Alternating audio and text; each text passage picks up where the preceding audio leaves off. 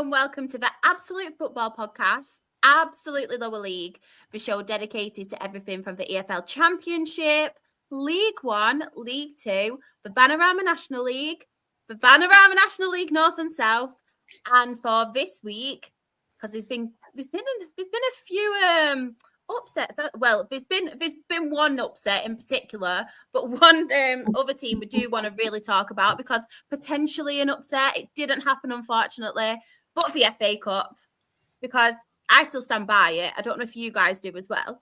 I still stand by that.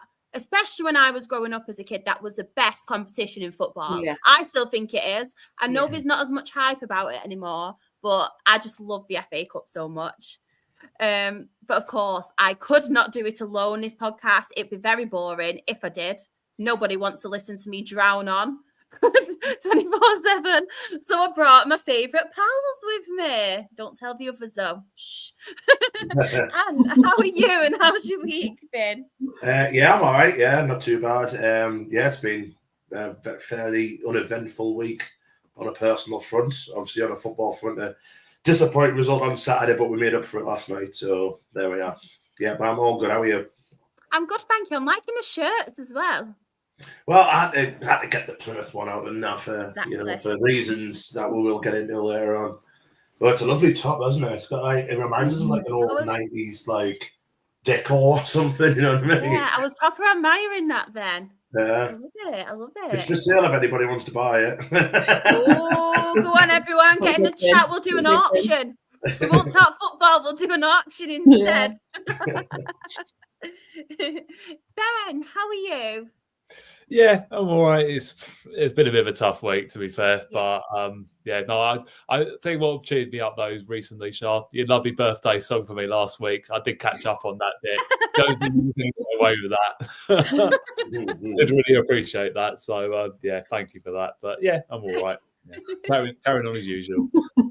I'm glad you're okay. And yeah, I couldn't not do it. I sang it on the podcast, and obviously I was flicking through my phone in the morning, and for some reason I went on your profile. I think it was a tweet or something. So I looked at it, and the balloons came up, and I was like, he'd never told us. So I had to obviously I had to do the tradition. Then it was Chris's birthday as well in the chat. So I thought we'll do something a little bit different. So they all voted for me to do a birthday rap.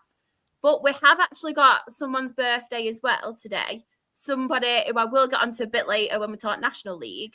So you need to give me like kind of a style to sing it in, you guys. So I'll let you think amongst yourselves, and then you give me the style, and I'll sing a happy birthday to this special somebody. But I'm not going to tell you in the chat who it is, though. But it means a lot to me.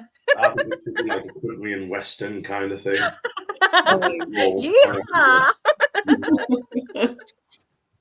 I love it. And last but not least, Jen, how are you and how's your week been? I'm all right. I'm doing very good. Football side's not so good at the minute, but it was coming. It's definitely coming. So, yeah, I'm all right. Good to hear. Of course, as well. It's not just us. We have a lot of people in the chat. We've got Kyle. He's put good evening, legends. I love how he calls us all legends. Thank you. Or legends, he might be saying that. Or legends. Yeah, probably that. Probably that. Sean has put good evening, peeps. How are we doing? We're doing very well, thank you. We have got Graham as well. He's put good evening. Well, thank you. The compliments are coming. Thank you very much. I'm thinking it's us and not just the people in the chat. Yeah. Unless he thinks we're a bunch of munters. I love it. Whatever it is. Thanks, Graham. Trying to keep up. We've got Luke as well. He's put, all right, everyone. We'll be most certainly talking National League. We won't, sorry. We won't. We're skipping it. I'm really sorry. I can do what I want, Luke. And remember you pointing out my mistakes last week? Remember? I'm only joking. We've got Simon. He's put, evening, everyone. Evening, Simon. Hope you're okay. Chris has put, good evening, Sha, and Ben and Jen. You lovely bunch. See, we're everyone's favourites. Everyone's favourites. Yes, you did get a birthday wrap. Chris has put as well to you, Ben. Happy belated birthday. Luke as well. We have it's named all of us this week because last week he only named me. He left us out. He didn't like us. I know. Johnny's put hello, Sha, and Anne, Ben, Jen. Hope you are doing well. We'll have to think of a new name now because we're JCB, but obviously we've got Ant now. So it'll be JCB. JCB, yeah. What a name. What a name. Don't ring to it. I know. I mean, look at us. But of course, we do have to talk football, and we will be starting with the FA Cup. So on Friday night, I don't know if any of you did watch it, but it was Manchester United versus Leicester. A bit of controversy with the winning goal. Obviously, there's no VAR. But from a Manchester United point of view, especially that first half, it was boring. Yeah. Very, very boring. I don't know if anyone watched it. You know what? I didn't watch it, but you know when you were like gone on before, you know, the FA Cup, it's wonderful, it's great, it's this, that, and the other. That wasn't a game to watch. It wasn't. You know, I've seen a few good, like, funny quotes saying that offside was Man United's man of the match and all that stuff on there. But yeah, they're struggling, aren't they? I mean, they're through, which is great, but they are struggling. Definitely. What was really funny as well, a lot of people, what I saw, these were United fans as well, were commenting saying the linesman definitely didn't put his flag up because he didn't want to see the extra time of that again. He just wanted to go home. He didn't want to watch any more of that game. So he took one for the team. He thought, I'll have the controversy. I do not mind. But we will come to obviously the rest of the games. I will come to you first, Dan. Is there any standouts on here for you or any you do want to talk about? I'll leave. Is Plymouth on there? No, they'll be next day, won't they? Well, I'll leave them for another one, so I thought they were outstanding. But the game I watched, and funnily enough, was Newcastle versus Birmingham. Absolutely magnificent cup tie, and again, bringing back to what you said at the start of the show, that's what you want to see in the FA Cup. You know, two teams who went hammer and tong at it. Birmingham, I thought, were outstanding. Newcastle, ended up just having enough to win the game, but it had everything. It had, great goals. A little bit of controversy with one of Newcastle's goals not being over the line. But you know what it was? Just refreshing to have a really, really good game of football. Watching like a good game of football without having VAR ruining it or fourth officials ruining it. This and that it was just a good, honest game of football. And if Birmingham City get promoted and play like that against teams in the Championship, bearing in mind they're going to bring in probably a lot of money with going up, they're gonna be a tough nut to crack next year. Like, I mean, I really like what they've done and everything like that. So I know we see on this podcast, they spent 15 million quid on Jay Stansfield, this, that, and the other, but it is what it is. But they took a very, very good team all the way. Newcastle didn't have the reserve team or anything like that. It was still a team full of international footballers, and it took everything for them to get over the line. So fair play to Birmingham City, to be fair. I completely agree with that. In the chat as well, Lucas put, Birmingham held a good account for themselves against Newcastle. Simon has put, obviously, about their game, we weren't as bad as the one for scoreline suggests. Apparently, Ipswich's goalkeeper had a really good game, didn't he, in that game? Yeah. I think Jack Clark scored twice for Ipswich. It's good to see him getting a couple of goals, obviously, ex-Sunderland. But and to be fair, I think Simon will agree now, it's probably the best thing for Coventry to be out of the FA Cup, because they can look at, they've really like hit the ground running in the league. I think they were a point off the playoffs or something along those lines, and they don't have that as distraction now. And that's probably what derailed the playoff push last year, and ultimately, cost Mark Robbins his job, because it's happened obviously this year, that the hangover from that last year is still happening. So fair play to them again, but well done Ipswich. Just on this as well, Sean's mentioned, I think it was because I did mention about the United and the Leicester game. I did speak about this because it was that obviously that bit of controversy and stuff, so I thought it'd be a good talking point. And yeah, there is some better games, but it's my podcast, but it's my show, sorry. And if I want to talk about it, I will. Whatever I want to talk about, I'll talk about it. I might tell you about what I had for my tea tonight. Well, joke. I've not actually had my tea. think just for that we should have a detailed correspondence of Preston North End 0, Wigan Wanderers 0. Yeah, do you know what? This was my game of the round. I thought it was brilliant. What a game. I thought the players were exceptional. They just couldn't score either team. I don't know if that actually did happen, by the way. I'm just making it up. But just to annoy you all. No, Jen, I will come to you. Any standouts or any you want to talk about on this slide? I think it's been mentioned a little bit in the chat as well, but Leighton Orient City game, that goal from Orient was just unbelievable. That I just have no words for that goal. And like you say, it's the magic of the cup for the fans being at home and being able to score against City, against some incredible players. I just think that's such a memory for the Orient fans. And it was an absolute worldie of a goal. It wasn't just a little nudge in the back of the net. It was a halfway line goal. It was incredible. It was really harsh, though, wasn't it, to give it as an Ortega own goal, wasn't it? Because I know technically it was. Let him have it. Just let him have it. But, you know, it was still a cracking effort. And you know, like it's the fourth one, probably the greatest moment of that lad's career. Yeah. Let him have the goal. You know what I mean? Who cares? You know what I mean? Yeah. I thought the keeper as well played very well for Leighton Orient. Yeah. Is he called Keeley? I think it was Keeley. Let me double check. I think so, yeah, it is. I thought he played very, very well. It's just a shame, obviously, like these kind of competitions.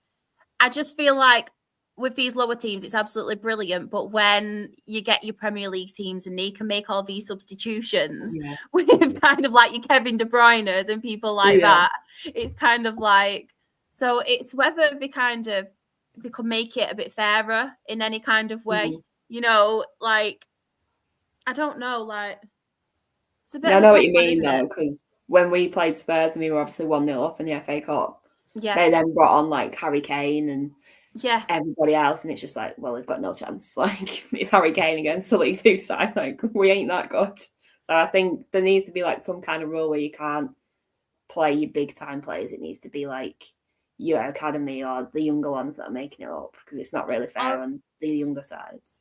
Or even if you're only allowed like so many substitutions or something. Yeah. Because it's like, sorry, Ben, go on. Sorry, I was going to say, I mean, to be fair, I would see it more as a compliment to Leighton Orient. The fact that 100%. They had to bring on the big players to get him out of it. And that was the same with Tamworth in the last round against Spurs. Spurs had to bring on all the big stars pretty much to get him out of it. You know, personally, I like to see the big players, you know, play against it. And that's the thing. 100%. You know, it's what we want to see. I mean, I get, you know, everyone's point and everything like that, but you know, you're going to play against Manchester City. The last thing you want to do is play against their under 21s. The thing you want to play against the big players, because that's where you want to test yourself to see. Look, you know, because some players will be young enough to think I've got that ambition to push on and maybe make that level. And you know, that would have been a really good lesson for them personally. But I mean, personally, I think Leighton Orient can take so much pride in that performance. I only managed to see the first half because we were on the bus to our game on Saturday, but I thought they were absolutely tremendous in the way they're defending. Like I say, Keeley, the goalkeeper, was absolutely brilliant, and the goal was just, like I say, sometimes in the FA Cup, it's not all about, you know, winning against the big teams. It's about creating moments, and that's one moment that they'll look back on in about 20, 30 years' time. Think, I remember we scored from the halfway line against Manchester City.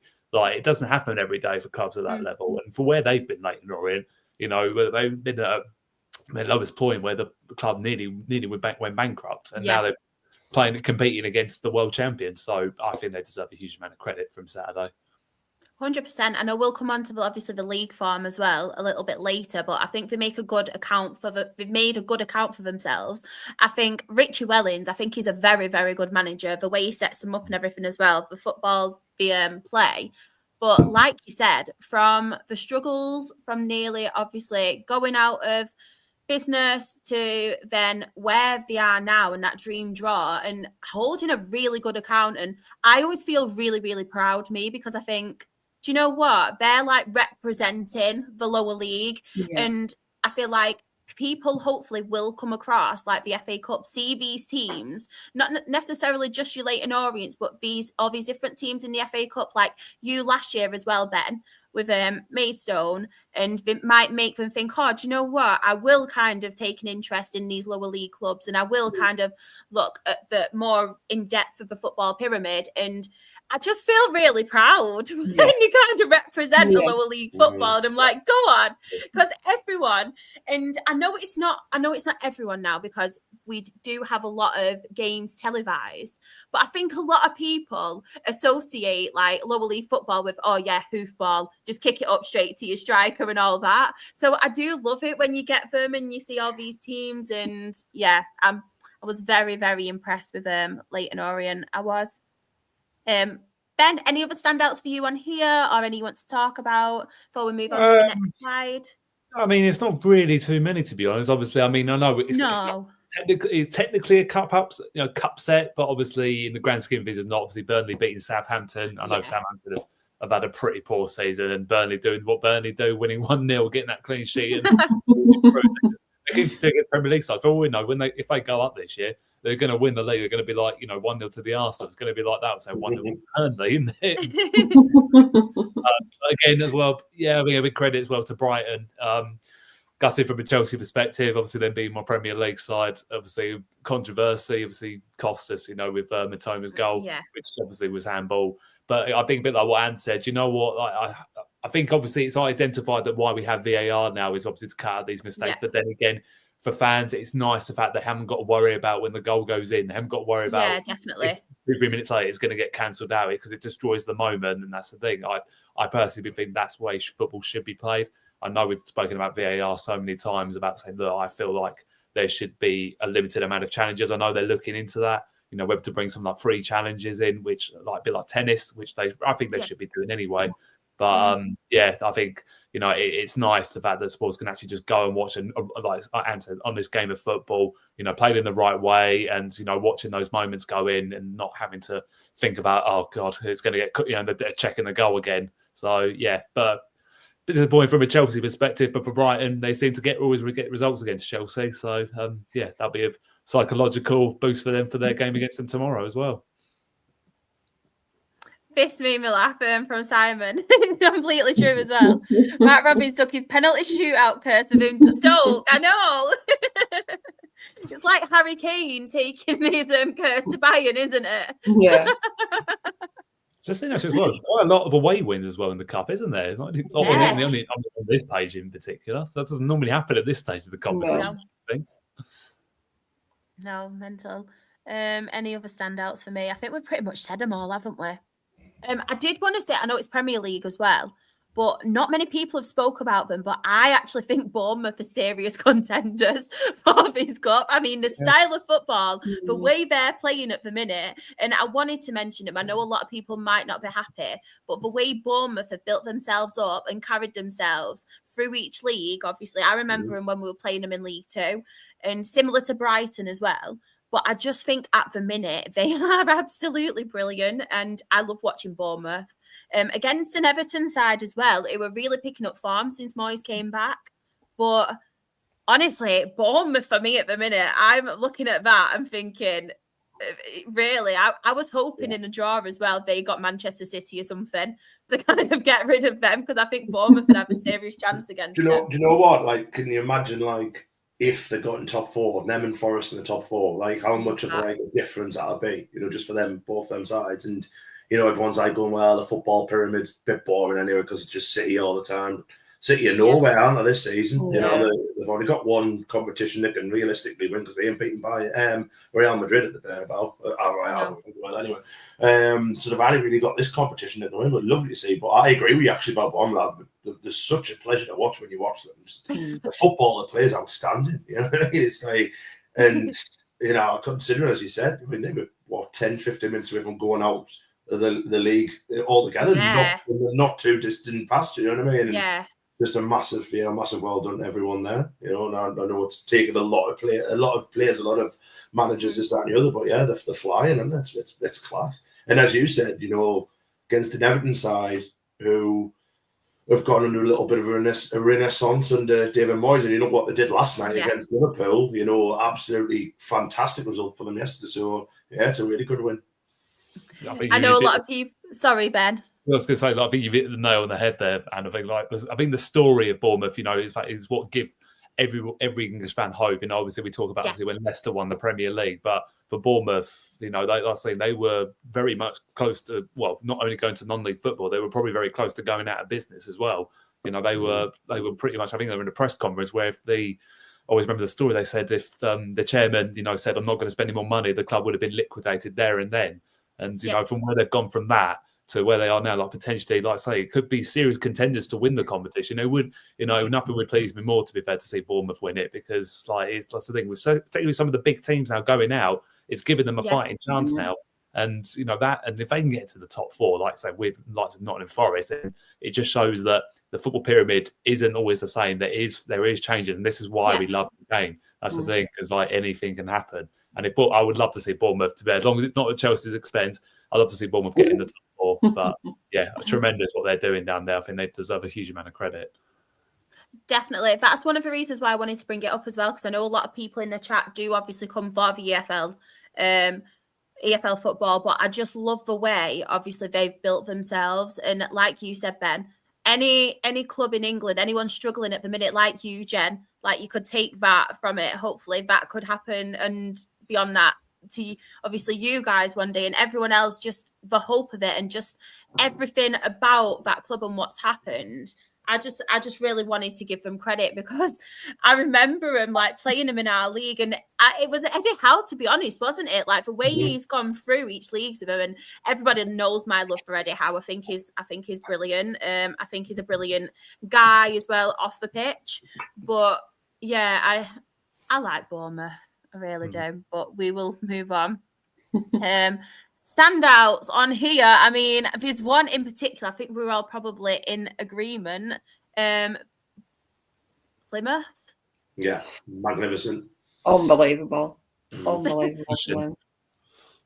And it goes to show as well that I know Slot's done a fantastic job at Liverpool, but that's what you get for disrespecting the FA Cup, because he put a terrible side out that, was just a hodgepodge of a side. Plymouth were absolutely outstanding for 90 minutes. And they've took it into the league form as well, because I know that they had a really big win last night. But that's just, I mean, that could be the result that changes their season. They could, yes, it's another game of football for them or something like that. But beating, for me, the best side in this country by a long way this year as well. Liverpool have been outstanding. But that's what happens when, you disrespect it. It can bite you in the arse, and fair play to Plymouth Argyle. Like I said, it's worthy of getting the top out tonight. But I thought they were outstanding. And I think that's what the round needed, Shah, to be fair, because there wasn't any shocks. Ben mentioned Burnley beating Southampton, which is probably, a little bit of a shock, but in the grand scheme of things, the form table probably would have, I think a lot of people would have had Burnley to beat them. Had that not happened, we were looking at, a really dull fourth round, which is not what we want. You know what I mean? Obviously, we mentioned Birmingham took Newcastle on, and ultimately lost. Fair play to them, took Forest all the way, but ultimately lost. Plymouth Argyle, it's the outstanding result of the competition. It injected a little bit of life into the fourth round, I think. Well done to them, and that could be, if we look back on the season and they stop up, they could be looking at that result and say that's when the tide turned. You know what I mean? It's making our result against a couple of weeks ago, a 2-2 draw, look pretty brilliant. To be honest, they outstanding. Obviously, I don't want to go too much into it right now, because we are going to come on to the league and obviously their win yesterday. But do you not think, since bringing in the new manager, and I know everyone always comments you do get a new manager bounce, blah, blah, blah, blah, but if they've gave him a little bit of time, I know he's obviously had to work with what he's got, and if they were a bit... They were playing better, weren't they? But they weren't getting the results necessarily when he first came in. But the more time he's spending with them, and the more time, you think of his speech as well when he came in. Yeah. That was magnificent, so encouraging as well. But do you not think they seem to be playing so much better, they're so much positive, and maybe it's him and his aura what's obviously bringing this to them. And I honestly think now, the way they're going, I know it's a long season and anything can happen, but if they carry on the way they are with this mentality, I think they could stay up. I really do. I honestly think they will. I've watched, and like I say, we will get into it. Later on. I've seen them and Luton, who were down the bottom in the last three games at Sunderland, and there was absolutely no way Plymouth looked like a side that were down and dead and buried. And I agree with you. It's taken a little bit of time for the new guy to take over, but that speech, I wanted to go and play for them. You know what I mean? That's how I still do. I'm still waiting for him to call me. Yeah, and they did start losing games, but when they played against us, and I said it on this podcast, that was not a relegation threatened side. I was a team that were full of confidence and took us all the way. You know what I mean? They deserved a draw. They got a draw in the last couple of minutes. They deserved a lot more. They should have won that game. And since then, they've just gone on a really, really good run. And there's so many sides down at that bottom who are struggling, the likes of Cardiff, Stoke, who haven't had that manager bounce under Robbins. There's teams who will get dragged down. And you look at Portsmouth, who've done so well and got themselves out of the relegation zone. Plymouth are very, very capable of doing that. You know what I mean? And fair play to them. And that, like I said, last week wasn't a fluke against Liverpool. They fully deserved to win that game of football. You know what I mean? So, I don't know who they've got on Saturday and all that, but you wouldn't want to play Plymouth at the minute. You know what I mean? No. Just on a high. So it proved that last night when the stuffed somebody 5-1. So, yeah, off the go. Yeah, playing really, really well. Like, even watching them, I'm like, whoa. Actually, like, do you know what as well? Sorry to interrupt you. You've got to remember as well, all of this is without Morgan Whittaker, who's got to Middlesbrough. Exactly. Who was their best player, but they've taken like the egos out. There was I think it was a Sissoko, wasn't he? He's gone to Blackburn because the manager said, the new manager came in and said he doesn't suit the style I play. He was fantastic when we played them down at home park when they beat us. He was unbelievable. Looked like literally a proper good player. But he's got his style. He's got what. And if these players don't fit into his style, they're right, fair enough. But they've got a lot of money for Whittaker. They've invested it in a few good players who stay up. And if they do manage to stay up, then that'll be it'll be like the Danny Roll of Sheffield Wednesday won it last year, when they were dead and buried. So yeah, well done to him, like. Just in the chat, just laughing. I mean, I think it's a compliment. Which woman? I know, which one? Both of us. Come on, Jen, let's go. Let's go. We'll make some money. I'll buy Markham Football Club. There we go. Yes, let's do it for Markham. Yeah. Do it for Markham. Whittaker money is loose change. I think the other standout on here, obviously, they didn't get the win that I think they did deserve in a way because they did so well. But Exeter 2, Nottingham Forest 2, but obviously Nottingham Forest did win on penalties. But what a result and an account for Exeter as well, to be fair. I mean, very good, especially against a good Nottingham Forest side. Yeah, because Nottingham Forest are like flying at the minute, aren't they? So yeah, to put an account on is just incredible against them. It's sad that they obviously didn't actually go the full way, but they've proved themselves against a very, very good team. Yeah, you mentioned it before as well regarding like the big players they had to bring. The Morgan Gibbs Whites and the Chris Woods were on at the end of the game. The guy who commentates on the Sunday home games at BBC with Newcastle, Nick Barnes, he's an Exeter fan, and I'd sent him a message the other day saying, "Oh, like you were unbelievable." He goes, "Oh, my dad." Like his dad's getting on, like he said, "Oh, my dad turned it off the second half extra time because he knew they were knackered. He knew they'd lose some penalties." So I was like, fair enough. But it would have been lovely for them to go to, the City Ground, which is still one of the best stadiums in the country, and play them then. But that's an argument for another day, isn't it? We've already had the argument. We all are agreed it's ridiculous, but that's another one of them though. Like that would have been lovely for a replay for Exeter. But yeah, they did the best and did really well. Definitely. And as Johnny said as well, especially they made a good account of themselves on national TV. So everybody did see it. Any other standouts or anything anybody does want to mention? Pretty straightforward, to be honest, aren't they? To be fair, though, I think maybe Barber's in Coventry's defeat to Ipswich. None of the teams that were let below in that have done themselves injustice. To be honest, I think like the lower league side, obviously the League One side, obviously Doncaster, being the lowest ranked side, like going out to Palace, but again, the Palace have obviously had to make pretty hard work of that. I think, and then that's a credit to to these clubs that obviously seems to be that everyone talks about it's always the Premier League sides winning it, but clearly the gap is getting slightly shorter. I mean, albeit I know teams are disrespecting the cup, and I did think that Liverpool completely disrespected it on the weekend against Plymouth, and obviously it didn't exactly work for them, did it? Obviously trying to rest their best players, and they didn't even win like last night. So it just shows that you need to play your best players all the time. Because to be honest, they have a good chance of winning the quadruple. That's the thing. I think I'd be playing the best players now. They know they're in a cup final. I would have been going thinking, look, let's try and get to the final as well, the FA Cup. But Plymouth have shown them how it's done, and just massive credit to them, by the way, on that. Because I mean, Kadich was phenomenal at the back for me. A couple of great saves from Hazard as well. Just like fantastic for them, and it was a completely different side to when I watched Plymouth against Burnley a few weeks ago. So I think as you guys have said, I think they'll get out of trouble in the Championship for me. They've got enough of that now. Do you know why it is as well, Ben? Like just quickly, you mentioned City before, and obviously City had to bring the big guns, the De Bruynes of this world and all that. And I think they had Grealish starting and stuff. But they had like Real Madrid on Tuesday, and I know Liverpool had Everton. It was the last derby, Goodison Park and stuff like that. But Liverpool is 7 points clear in the title race, right? So, surely they're thinking we've pretty much got this sewn up, unless it's like a big fall off. Surely they're there, and as you said there, Arne Slot's going to want to win a trophy this year. He's got the League Cup final, which I think they will win. If hopefully they play the best team, don't play that team they put out on Saturday, Sunday, sorry. But you think in your first season you win the domestic treble, like the League Cup and the FA Cup. He's a legend for life, isn't he? He could leave at the end of the season, just go out, It's not going to get any better. I'm brushing his shoulders.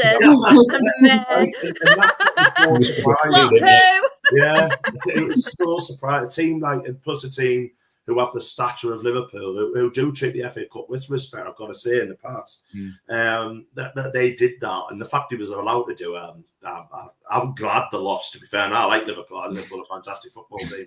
But,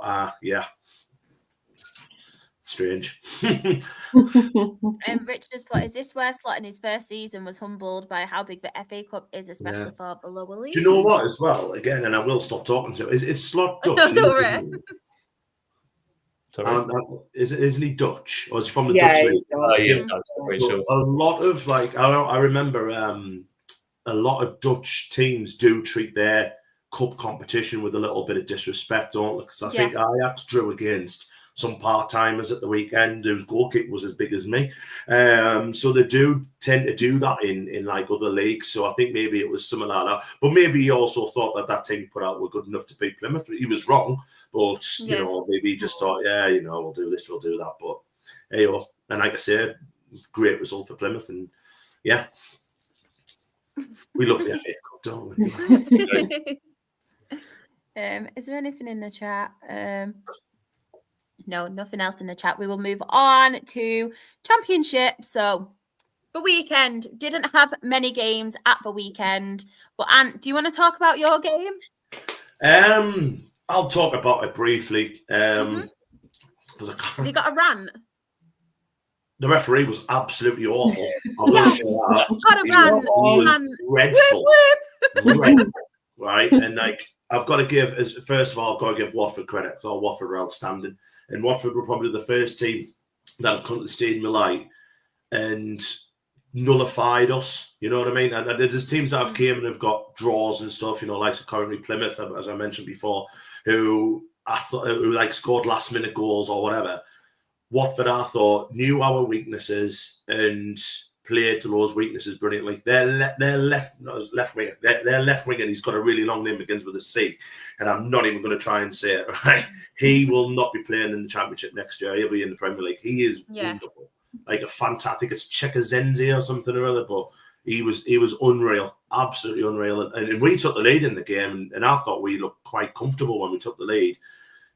They equalised just before half time and then scored an absolute worldie to go 2-1 up, an absolutely fantastic goal. And it's taken us up until 5 minutes to go, score an equaliser through Dennis Serkin. We scored from 2 corners, which is, I think, the first time in about 15 years, which was nice. But the ref was just shocking. Let a lot go, like bringing stuff back when he shouldn't have done. Then Watford, like, and it's all, you know, all credit to them. Did a little bit of time wasting. Did more than a bit of time wasting. Did a lot of time wasting. One of their players went down with a back injury, and the referee stopped it whilst we were on the attack, which you're not meant to do.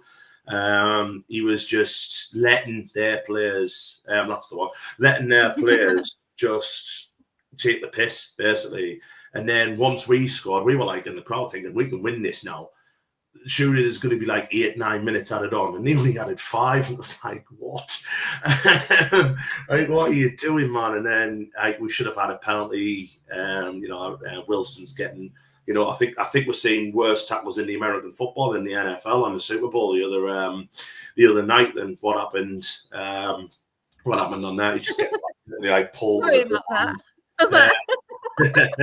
Gets pulled down. That's for me. That's a penalty, and then we should have won it in the end. You know, Wilson's got through 1-on-1. Keeper's made a really good save, to be fair. And then Milan Alexic comes through again, 1-on-1. Keeper's made an even better save, but we didn't deserve 3 points. Watford were brilliant, and I was hoping Watford would, see that as their, kick on the season, but they got stuffed off later during the week. So, I think it was just us. But yeah, a poor day. Obviously, there was a chance for us to obviously close the gap, but we didn't. And now, obviously, Sheffield United took complete. I can't remember the words, but really took advantage of that because they beat Portsmouth. Yeah. They probably shouldn't have beat Portsmouth. I've watched all the game back, and they shouldn't have beat them, but it happens. But that's what good teams do. They find ways to win, and that's what we need to start doing.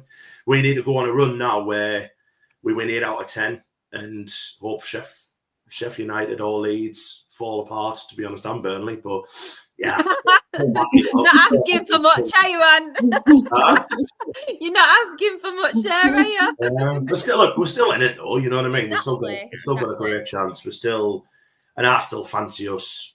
If we get in the playoffs, I would still fancy us over any team in the playoffs, to be honest. Even Burnley, who don't concede, but I think we'd find a way. But yeah, disappointing, but there you go. Just on obviously the Sheffield United game, we have obviously got Johnny in, and he had to say that they were average, lucky to get the win. Have to say though, Portsmouth should have beaten us. They had chances before we scored. Yeah, pretty much what I'd seen. I agree with that. As well in the chat, Chris has put the points gap between Sunderland and Blackburn is used. Just chill a minute. We're not to table yet. Come on. Don't be giving any smilers away, Chris. We'll get there. Don't you worry. Don't you worry, your little self. Any other standouts on here for anyone? So it's West Brom 2, Sheffield Wednesday 1. Norwich City 1, Derby County 1, Sheffield United obviously beat Portsmouth 2-1, and Swansea City beat Bristol City 1-0. Any standouts are?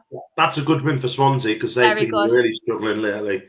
I think they were on about sacking the manager, weren't they? But that's a really good result for them. And Bristol City were challenging. They were in and amongst it and around the playoff.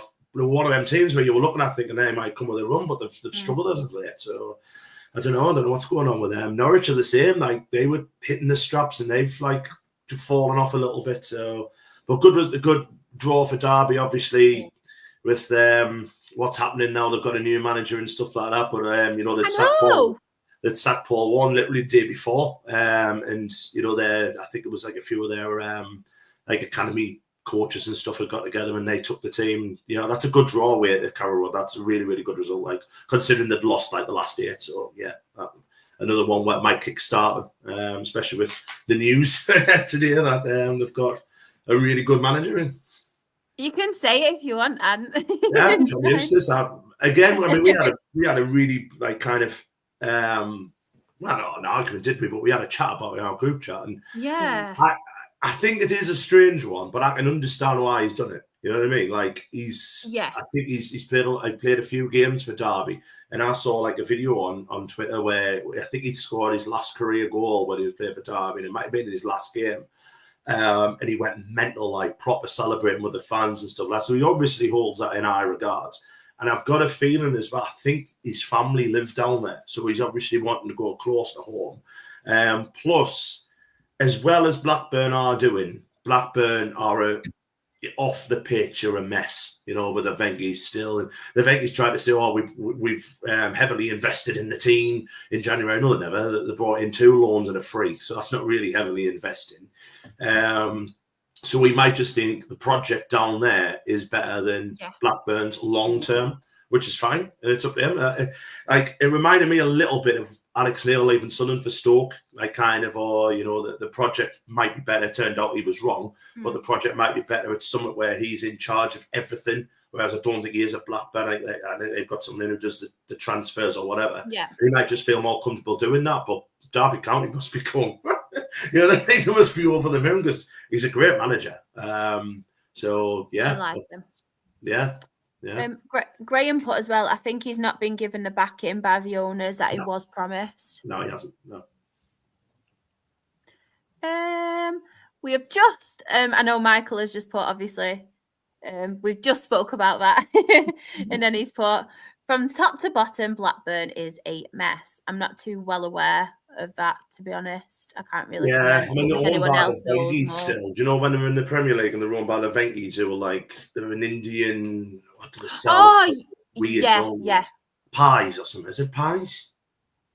Something like that, yeah. Pies. Yeah, and they just they do weird things. Just dreaming of them now. And I don't think they're really investing in the team. And it's got to say, this year they've been outstanding. Blackburn, they have been brilliant, but that's down to Eustace. You know what I mean? Doing a really good job there because a lot of people, I think I might have had them down for relegation, but a lot of people did. A lot of people who were more clever than me had them down as relegation candidates, and they're in the playoffs. So they might have just dropped out of the playoffs now, but they got a really good win last night against West Brom. It's fantastic win that. So their players will be galvanised as well. They'll want to prove Eustace wrong, won't they? Like Blackburn's players, they want to prove him wrong. That they were probably the better, the better prospect than Derby. But I don't blame him whatsoever. To be fair, I think he'll have his reasons. A lot of people say, "Well, it's money." Right, well, that's what we're all here on. If I got offered a job that was 3 times my wage, I wouldn't hesitate. You know what I mean? So much for managers. But hey, just quickly go into the chat. Richard has put, I think problem at Blackburn is they're affected by issues as if Venky's in India, so no money can come through. Simon put, I think he'd been looking at getting out of Blackburn for a while because he apparently applied for our job before we appointed Super Frank Lampard. He might have been interviewed as well. I'm not sure. I'm sure he had. I'm sure he did. Yeah. I can't get my comments down. There we go. It's a bit dramatic, wasn't it? And we did have games, obviously, last night. Do you want to talk, Ant? Not really much to say. As we were good, we were really good, a lot better than what we were on Saturday. Really good goal to start off with through Enzo Lefebvre, who again is a cheat code for this league, just absolutely unreal. Really good finish into the corner. I thought Luton were the worst team I've seen this season, and I say that with a little bit of heavy heart because I really like what they did last year, but they were a mess, and we should have won that. It should have been at least 5, I think. We should have been at least 1-0 up before we scored. They had a chance just before half time with Carlton Morris with a header, which is a superb save by Anthony Patterson. And then the rebound, their lad tries to clip it in, and we managed to. I think it's Joe managed to defend it off the line, but it would have been offside anyway. I think the flag had gone up. I think Job had thought the linesman had flagged for the goal, and he was going berserk. And then the linesman put his flag down like that. But obviously, he came back on the side. He was just absolutely brilliant last night, Job. To be fair, but Luton, like I say, we should have been our side before we got the second goal. Wilson's got the second one, which was great to see him score again. I think since the penalty misses, he's just hit the ground running still. He's still scoring loads of goals. So I think he's not been affected by it in the slightest. But it was one of them ones, literally at the end of the game, it felt like a training exercise where, you know a team's better than another side. And it's hard to say that because obviously this was a team in the Premier. This is a team that beat us in the playoffs. 2 years ago, and it's pretty much the same set of players, and they're struggling. You can tell the confidence is on the floor. players like Carlton Morris aren't playing as well as they were. They're not scoring goals. They're just all over the place, to be fair. And I've got to be honest, and I said it before, like about Plymouth, they came and they fought for their lives. Luton look aside who are resigned that they're going to go down, and they need something to change very, very quickly. I'm surprised. I think Michael's put that in the comments. Yeah, we're just going to ask, I mean, I'm surprised he's gone there, but I'm also surprised that Luton have appointed him because, like, Matt Bloomfield's never managed in the Championship. He doesn't know what it's like. It's a completely different step up. It's similar sides, don't get us wrong, similar like teams with small pitches, this, that, and the other, teams who like the, rough people up and all that stuff. And it can work. But I would have gone for an experienced manager like a firefighter to get them out of there. You know what I mean? Like someone like a Tony Mowbray. I know he's ended up going to West Brom, but someone like that who's got Premier League, Championship experience and pedigree. Because he's just doing the same. And they've signed players, but they've signed League One players like the likes of Damsgaard from Wigan, who was awful yesterday, really awful. And they should have been down to 10 men as well because one of their lads went through Chris Rigg. It was a horrible tackle. Luckily, Riggy's all right. He went off injured, but I think he's okay. But and then they just literally resorted the last 10 minutes just trying to kick us. I mean, they kicked Job 3 or 4 times, and Job, to his credit, for being 19-year-old kid, showed a lot of maturity by not letting it get to him because he could have easily kicked out at one of them. Like one tackle was really, really nasty, but he stayed on his feet and finished the attack. But then he did have a go at the player, there was just no fight. There was no nothing from them. Do you reckon they kind of come to the conclusion that they are basically? I think there was that. And do you think that's maybe why they have appointed Bloomfield? Because obviously him in League One, maybe to try and get the push on next season. Do you know what? It's kind of. I think it was a cheap option, to be honest. I think that's true, to be fair. Because they've obviously developed in the ground, aren't they? So I think they put all the money on that. But you look at this was a team last year who, out of the 3 teams that went down, I think everyone said they're probably the ones who will do better because they were fighting for their lives in the Premier League, weren't they? Yes, there was points deductions left, right, and centre. They should have been more comfortable, but they were still fighting for their lives. They've got some great results at the Ken. The Ken is such a hard place to go to, or it was anyway. And now teams are just going down there and easily beating them, and that's the worry. Luton aren't the same Luton that they were 12 months ago. And I don't even think it's Rob Edwards. Sacking Rob Edwards is no.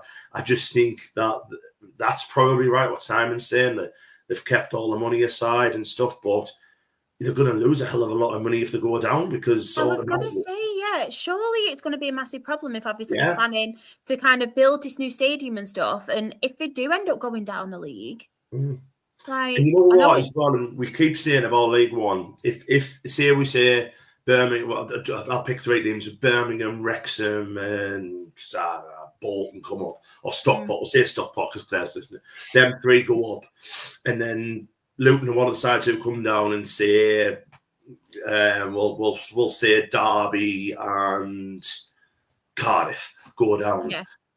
Derby, they'll be wanting to go back up straight away. You've got sides as well, like your Boltons, your Barnsley's, your Huddersfields, who probably haven't gone up, who are very, very good teams. Yeah. And League One is vastly improving this season. We've seen 100%. It. You know what I mean? We have seen that. The proof's in the pudding for that. And it'll be hard for Luton to come back up. And I always say, you go back to when we went down, we did that. We did the double drop. We were just straight back up. It took us 4 seasons. You know what I mean? It is not easy. It really isn't.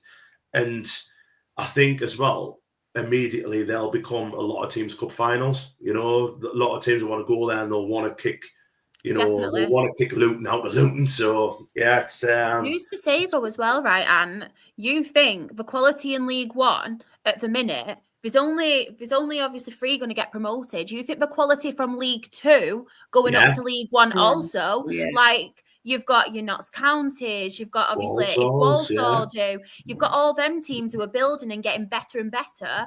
Who's to say that Luton are going to drop down a league and they're not going to struggle again? Because it's possible, isn't it? Especially with the amount of quality, like teams coming up and stuff each season. Obviously, the teams coming down also. with Luton. And you look at the as well, the players that they'll lose. I mean, like, 100%. Alfie Daly wasn't playing last night, he was injured, but Alfie Daly's not going to play in League One. Carlton Morris isn't going to play in League One. Yeah. I doubt, is it Michael Adebayo? No, it's not Adebayo. But he won't play League One. So, yeah, and it was sad. There was like a little bit of sadness yesterday because I do like Luton, but also as well, their fans, when they beat us in the playoffs, were a little bit smug. So it was also quite nice to rub that in them. But yeah, I don't like to see teams struggle, but they were terrible yesterday. And like I say, we should have won. I reckon 6-0 wouldn't have flattered us, but we just didn't get out of second gear. We just, like I say, second half, it allowed us to give players a rest, took Wilson off and all that. Oh, my bloody Plymouth top's falling off. It's gone. It allowed us just to, change it up a little bit and cool. But yeah, we're back. Another win at home for us. We're unbeaten at home all season, so teams are going to fear coming to Sunderland and playing Sunderland. And we've got a lot of winnable games at home now, and we've got Leeds on Monday, which is a massive game. But after that, that's all the teams above us played, and they've still all got to play each other. You know what I mean? There's still a hell of a lot to go. A little long way to go. We've just got to keep on doing what we're doing. I think trying to get these 7-point weeks and making that more consistent. And you never know. You never know. What's your feeling towards the Leeds game? You confident or? I think it's the best two sides, and I'm not disrespecting Sheffield United there on merit, Burnley there on merit, but I think it's the two best footballing sides in this league. And the one thing that does keep us a little bit kind of like, I think we might get something is Leeds will play football against us, and when Leeds have played football against us this season, we've played very, very well. So I can see us getting something. It might be a hiding, but I think it's the best two sides in this league. I think we've just been inconsistent, you know what I mean? And the likes of Sheffield United have just been one of the most consistent teams, and Burnley haven't conceded a goal since last year. So they've obviously done really, really well. But I think it'll be a great game. I think if anyone's wanting to watch something on Monday night, watch this game of football, because it will be an absolutely magnificent game. I'll take a draw, to be fair, but I wouldn't rule out a win. Wouldn't rule it out. We shall see. We shall see. Just on Sheffield United as well, obviously, Johnny has put his match reporting. He's put against Middlesbrough, we were much better, and the ref was a joke. That was no way a penalty for Borough, but happy we got the win. Yeah, that was a dreadful decision, to be fair. Could he Borough good for nothing? And we have the rest of the results. So, do you know what, Anne? I'll come to you again. Any standouts on here apart from obviously your game? Again, we mentioned it before. It's been a Plymouth loving, hasn't it, tonight? But that is a magnificent result against Millwall. To back that up, beating Millwall, who have been doing all right. Beating them 5-1, brilliant, absolutely brilliant. And like I said, are they getting out of it? You think so? You would think so, the way they're going. So yeah, class for them. Really, really tough for them, to be fair. I'm so sorry. This really made me laugh. The Stonks Diamonds put in the chat. Bobby Thomas. He comes from Chester. He eats the Leicester. His head is fucking massive. Rubbing his head, man. Oh man, that really made me laugh.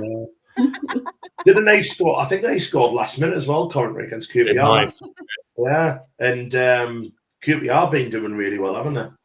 So that's a good result for Coventry. But yeah, I mean, I can't look away from Plymouth. It's been such a good week for them, isn't it? So yeah, it has. That we have got as well.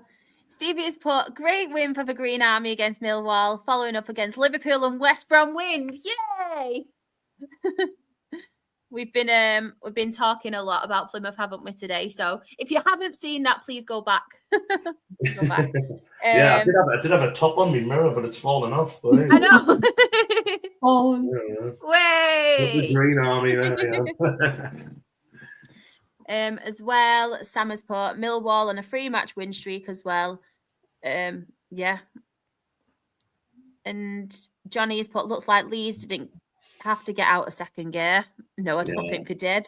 Yeah. Johnny will agree with this as well. That Leeds' only kind of weakness this season's been the away form, but they've even turned that around. And they're on an 8-game run now where they've not conceded, so they're just hitting the form at the right time, Leeds. It's Leeds and one more, I've got to say. I think at the minute it is looking like it's Leeds and one of us, Burnley or Sheffield United. But Leeds have got a tendency to fall apart. There's a song written about it. So, but they're looking the most likely out of everyone at the moment, I'm afraid. Yeah. I just have to read this one out just to do it. Green Army! Yeah, just had to do that one. Green Army. Feel free if anybody else wants to have a go at it. You're more than welcome to. While I find my next comment. Johnny's put it's Leeds and Uzan. That's from Johnny. I hope so. I do hope so. But it means like, I'll still be on this podcast. It means I've got to move to a Tuesday night as well. No, you've got to be on this one. You're not allowed to leave. You've signed a contract for life now. I'm like, on them Haaland 9-year deals, aren't I? Exactly. When you're here for the Negan market, let's be honest. I mean, yeah, I'll start Negan market. They can see up, Christ. I mean, thanks, Graham. Thanks, G-Dog. I'm calling you G-Dog now. G-Dog. G-Dog. Simon put about QPR. QPR got what they deserve. That's why it's not always a good thing to get your keeper out to get your keeper to go down injured. I know. Shara's banned you. Yeah, well, I don't want to ban you from promotion because I really want Sunderland back in the Premier League, but you are part of this podcast. You have been an OG from the beginning, so you can't leave. Like, that is the rules. You're not allowed. Even if you get promoted, you have to be on this podcast too. Just for Needham Market. Just for Needham. Yeah, Needham. And Rochdale as well. And Rochdale, yeah. He's a Dale fan as well, so he has to take over from me. Not that I'm going anywhere. You can just have his say too. Everyone in the chat was like, yes, she's going. I'm not going anywhere, guys. Sorry to say. Johnny said that he'll take over for you, Anne. Stevie put as well, I bet he can't sing the Jana song. Ant can cover Gateshead on this pod and Sunderland on the Premier League. No, he's just staying on here covering everything. Loan appearances to only Anne would never take you from Shah. Sam knows. He knows well not to upset me. To be honest, I don't think Sam has ever upset me. He can't upset anyone. It's too nice. 5p in the chat has put, I know this is EFL, but has anyone seen the video West Ham put out today? I haven't, no. I have. Yeah, it's really powerful, actually. Perfect, to talk about mental health is a great example of it. No, if anyone hasn't watched it, please give it a watch. It's on Instagram, I think, or pretty much all social media pages. Very good watch. In the chat as well, we have Steve. He's put next 3 games for Argyle is Blackburn away on Saturday, followed by Luton away next Wednesday and Cardiff at home next Saturday. Massive 3 matches coming up. What a good run of games, to be fair, as well, especially with that confidence. Yeah, I mean, that 2 games there, Luton and Cardiff, are teams that are directly around them. I mean, they've just gone above Luton as well. So you look at that, if you can get 2 wins and a draw, that'd be perfect. But even if you can afford to probably lose to Blackburn and then win them other 2, but I mean, they've got a great chance. I know we've gone like Argyle mad tonight, haven't we? But they've got a great chance. And you just look at that, like they've won the last 3, and hammering Millwall. Not many teams will hammer Millwall this year. I know Millwall aren't the force of old, but that's a fantastic result. Like, it really is. Any standouts for anybody else on this slide? I'll leave the floor open for any of you to have you say, if you've got any. Derby United, great game. 0-0. I mean, I would have said Coventry City's win, just because Super Frank Lampard, what a bloody good job he's doing at the moment. I think they're second in the form table at the moment as well. So 5 of the last 6 have been wins for them. But I tell you what, one I just didn't really notice how well they were doing actually recently. Sheffield Wednesday, pick up another vital win. Because I could have sworn at the start of the season, because they got battered by Sunderland. I watched that game. I thought these are all over the place. They were in a really bad run, and then suddenly, I thought they're like a couple of points outside the playoffs now. It's like, what a tremendous turnaround for them. I mean, nothing would please me more to see them, maybe complete to get in the playoffs, because they're a big club in that league. So, bar the top four. I think the top four is sorted. You know what I mean? Like, have a quick look. The top four. Yeah, I mean, that's no one's catching the top four. It's going to take a hell of a drop off from any of the top four not to be in the playoffs now. But you look at and I mentioned Bristol City, and I said they dropped off the 7th. When you look at that, you would say anyone from QPR upwards have got a realistic chance of being in the playoffs. And QPR are 13th, even a good run. We mentioned look at what Millwall got beat 5-1. They're still 14. They're only 7 points off the playoffs. We've got 14 games left. It's nothing. It's absolutely nothing. But 14 points from 4th to 5th. You would assume that the best 4 sides in this league are that form. But I wouldn't begrudge as Johnny says there, they start with -2. So, but I wouldn't begrudge anyone getting in the playoffs. I just think, for what I've seen this year, the best teams are obviously that top 4, but they're the best teams in the league by a considerable distance, which isn't normally what happens. There's normally one side that runs away and the rest is quite close up. But them I would say are the best 4 sides by a long way as well. I'm not saying that. I'm not being arrogant. I'm not being cocky. I'm not being anything. But even if we were to get in the playoffs, I would fancy us against any team in this league. You know what I mean? And that's just, it is what it is. But you look how close that's. You look how exciting that's going to be. Imagine now. We'll mention Coventry because Simon's obviously a fan of Coventry. Yeah. And he must have thought when the sack Matt Robbins, we were more thinking we might go down, might get relegated, or the season's over or whatever, and just taking on the chin, get it an extra. We all said that, didn't we? I remember us all saying it. Yeah. I mean, there's 3 points off. It's 1 win. 1 win away. You look at Ben mentioned Chef Wed. If Sheffield were getting the playoffs, I would give Danny Rowe Manager of the Year. That is such a massive thing for them. And this is, again, another club that nearly went down last year. Well, they never really went down because it was if they hadn't appointed Danny Rowe at that time, we wouldn't be talking about Sheffield. Now, he's done an incredible job. And that's with the -3 goals difference. We absolutely stuffed them this year. 4-0. And as Ben said before, they were awful.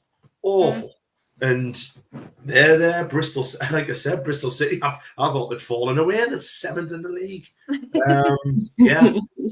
What an exciting thing. What an exciting end of the season it's going to be. At the top, at the bottom, playoffs. There's just nothing's going to get sorted. That's going to be a final day job in all 3, I think, to be honest. Just a quick question. I'll let you answer this, Anne. How many points do you think will be needed to stay up this season? Last season it was 51 points, 4th bottom. It'll be less than that. Less than that. You look at 4. I'll try and work. I'm not very good at maths, but 14. I failed it. That's what I looked at. 14 wins is 42. So that's 71 points. So that's. It's not going to be 51. There's going to be, there's going to be teams in and around there who are going to go on losing runs and stuff like that. I reckon maybe another. I would say if you look at Portsmouth, you probably give Portsmouth another 12 points. I would say 35, 36. I reckon might be enough. Not 35. Sorry, 45, 46 might be enough to stay up this year. Because you've got to think as well. A lot of teams who've still got the likes of Leeds, Sheffield United, will more likely lose them because I said before they're the best side. So. I don't think 51 will be. If you get 51, you're up. To be fair, I think. We've got another question as well. Do you know what? I'll read the table out first, and then I'll ask you guys this question in a second. So the Championship table, top of the table, we do have Leeds United on 69 points, Sheffield United a second on 67 points, Burnley a third on 64 points. Sunderland are 4th on 62 points. Blackburn Rovers are 5th on 48 points. Massive difference there, isn't there? Yeah. West Brom are 6th on 47 points. And then in the relegation zone, we have Hull City, who are 22nd on 29 points.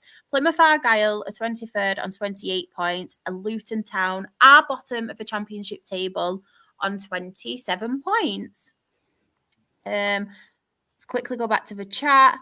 Graham's put Lee's goal difference is ridiculous. Yeah. That's another point. To be fair, I completely agree with that. If you look at Burnley, who, like I say, who haven't conceded, I think it was the 21st of December, the last conceded a goal, and their goal difference is only 30. Yeah, it's like More than so 1-0. many 1-0s, so many 1-0s, and then Leeds have lost a game like 4-1 or 4-2 or something, and one game's like 4-3, and they're up at 47. It's yeah. I just wanted to put this comment up. Leeds on 47 points. Yeah, I'm pretty sure it says 69 there, doesn't it? Yeah, it's the goal difference. Yeah. It's I think it's about. Yeah. No, stop it, Sean. You're out for me today. Bloody hell. Yeah. Johnny has asked me if I'm having a cup of tea. I'm not actually. It is a cup of coffee to wake me up because I'm very tired. I'm very tired today. I will let you all know that. And we have got By Fit as put to us all. Question for the panel. In honour of Valentine's Day, favourite football romance? Ronaldo and Messi, Cole and York, scared and people's ears. Mine's me and my pie at half time. I knew that was coming. I cry when I don't have Who's it. going to be the one? Was that He broke my heart, didn't he? Yeah. Well, about you and Jim McNulty, would that work? Yeah. Or was he not quite the same level? I think if I had to say like my all-time, like with me, my all-time favourite love for a favourite footballer, apart from Ian Henderson, because Ian Henderson's like the GOAT to me, Grant Holt. Grant Holt at Rochdale, who was my first like favourite like Rochdale player. I'd watched him for quite a few years, but it was a time where I kind of we're going every home and away game, and we had the partnership of Grant Holt and Ricky Lambert.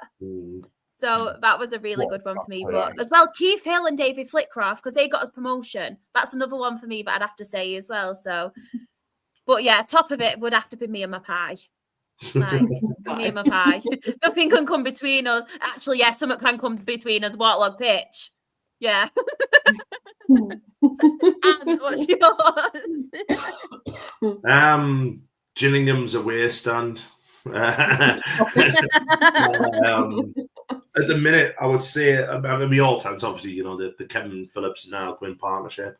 Never get over like that kind of stuff. Roy Keane as manager, because obviously he was my favourite player growing up, and having like your idol as manager. And it didn't end well, but that was just beautiful year. That was my favourite year supporting Sunderland, actually. So I went to a lot of away games, or home games, and we ended up going on a really good run where we just won every game and scored like worldies every week. That was definitely best time. In more recent times, obviously, Yamad Diallo's and now this season, Wilson Isidore. I love that man a bit. So yeah.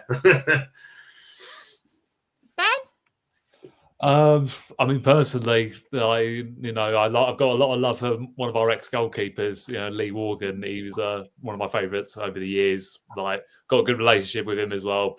We had a nickname for him at the club called the Walking Man Crush, because he was always so good looking. His hair was always like beautiful, and you just felt. And also, he always took the longest in the changing room apparently after games to do his hair. So, but if not him, even though he's not with us anymore, I love Mofo. I absolutely love that man. And he's a proper family man as well. So I think we'd get on really well. But I would say those two would be the ideal romance, I would say. He's done. Of course, That's it. Don't get jealous, Sam. Don't worry. You're in there as well. You're in that bracket. Am I in your top three? Of course, you're in the top three, Anne. Of course you are. Do me and Jen stand a chance on this, guys? Now you're asking the $1 million questions. Jen does, but I don't.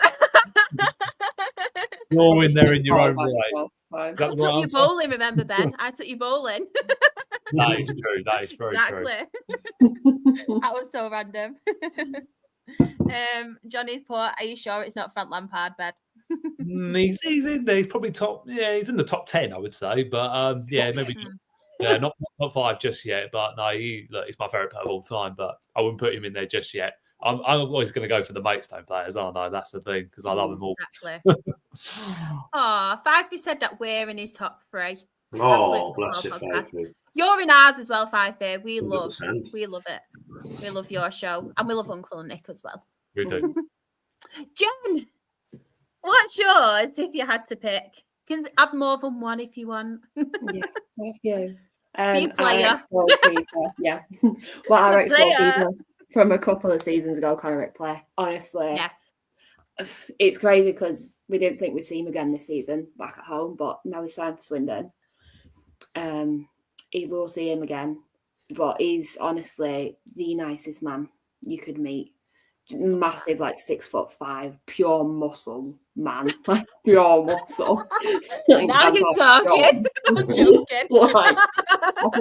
You're not watching, mate. But yeah, he's incredible. I had the chance to sit down and do a podcast with him, and after we got relegated, he is honestly one of the nicest men in football. But I love that. Other than that, I'd have to go Trent and Jude. Every time I watch a video with Trent and Jude together, they just click so well. You just get on so well, and I just think that's a proper little duo going on there. And we'll see where Trent ends up next season. We shall. I've lost my comment I'm going to come to next as well. Just bear with me. Everyone thinks that we're organised, but on Absolute Football Podcast, we're not. Well, I'm not anyway. The others are, but I'm not. This one made me smile. Graham put me in the Absolute Football family. You're in ours too. Everybody in the chat, we love you. Oh, I'm feeling the love now. Valentine's special, feeling the love. My friend as well. We've got Ty. He's put, hey, just a quick question, which may be off topic. Why is it now impossible to find video compilations on Ryan East? Sha, if you've got a link, send it me. #UpTheDale. I will send it you. Do you know what? I will actually record these compilations and put them together for you because Ryan East deserves that credit. I will come on to Ryan East later, but what a guy. What a guy.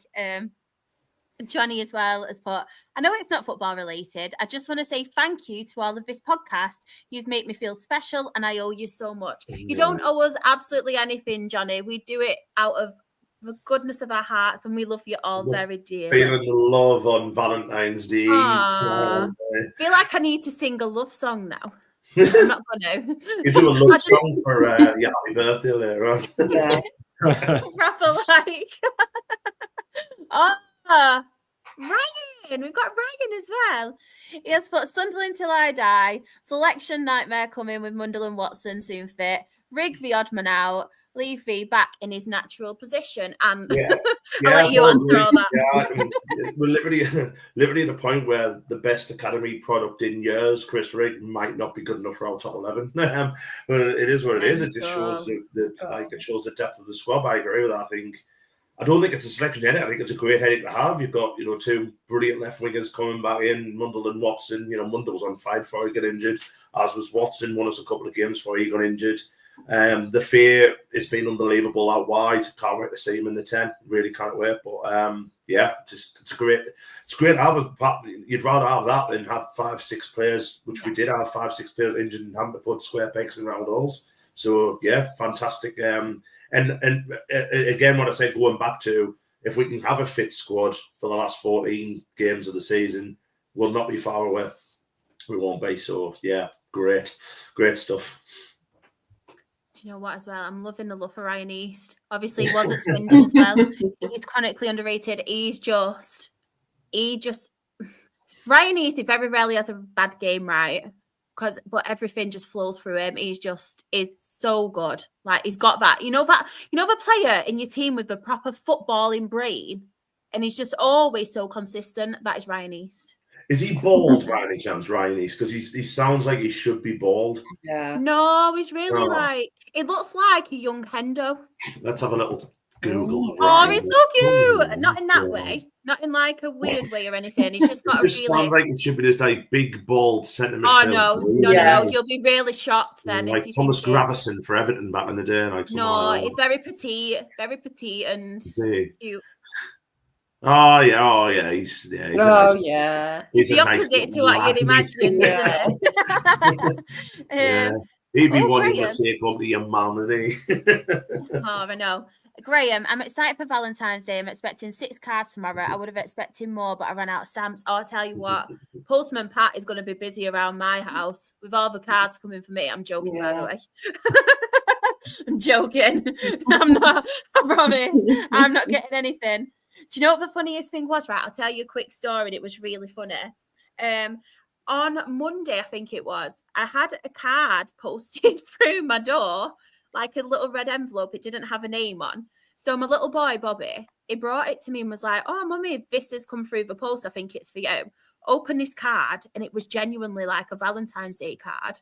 I was thinking, who sent me a Valentine's Day card? And it's even more embarrassing the fact my nearly 10-year-old boy is looking at me wondering who sent me a Valentine's Day card.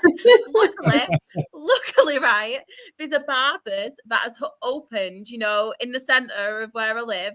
So they've sent it to obviously everyone with, you like a price list and you can get offers and stuff on. So I'm there opening it with anxiety thinking, who's this card from? Like, who is it? And as I opened it, and it was from the Barbers, I was instantly relieved. But I had a bit of disappointment. I'm thinking, can I only pull the Barbers with an offer on these days? I was like, really? But honestly, the look on his face, I thought, he's like really cute, but he's like looking, being quite protective of his mum. But at the same time, he's thinking, who's sending her a Valentine's Day card? So yeah, I just thought I'd tell you all that story. I can't wait to see your young go to the Barbers like next to you hate my mum and I'll fucking kill you. You know what? Bobby is so much like me. He's pretty like, he's a bit of a wet lettuce like me, to be fair. I've got no fight in me, no like thingy bone in me. But if it was Oliver, the youngest one, it would not surprise me if he grabbed hold of someone. He is a loon. In a good way, he is a loon. Just thought I would tell everyone my life story. Postman has no idea where my house is on Valentine's. Oh, Fifey. Oh, we're sending you love. Same. I've only got one off a barber. I mean, I don't even go to a barber. If it were a hairdresser, I'd be well up for it. I mean, I need to get my hair done soon. My daughter did me a Valentine's Day card and drew me with one arm. So I'm scared to leave the house now tomorrow. I love Sam's stories. The best one was about his brother's chips. I'll never get over that chips on ever. Valentine's Day means nothing to me when you're all alone. The Valentine's Day is just one day. Like, we celebrate all our love together now on the podcast. We love you. Don't feel lonely. You've always got us. Seeing as how we're all feeling the love tonight, can you each name one thing you love most about your football team? Oh, this is going to be hard. I'm joking.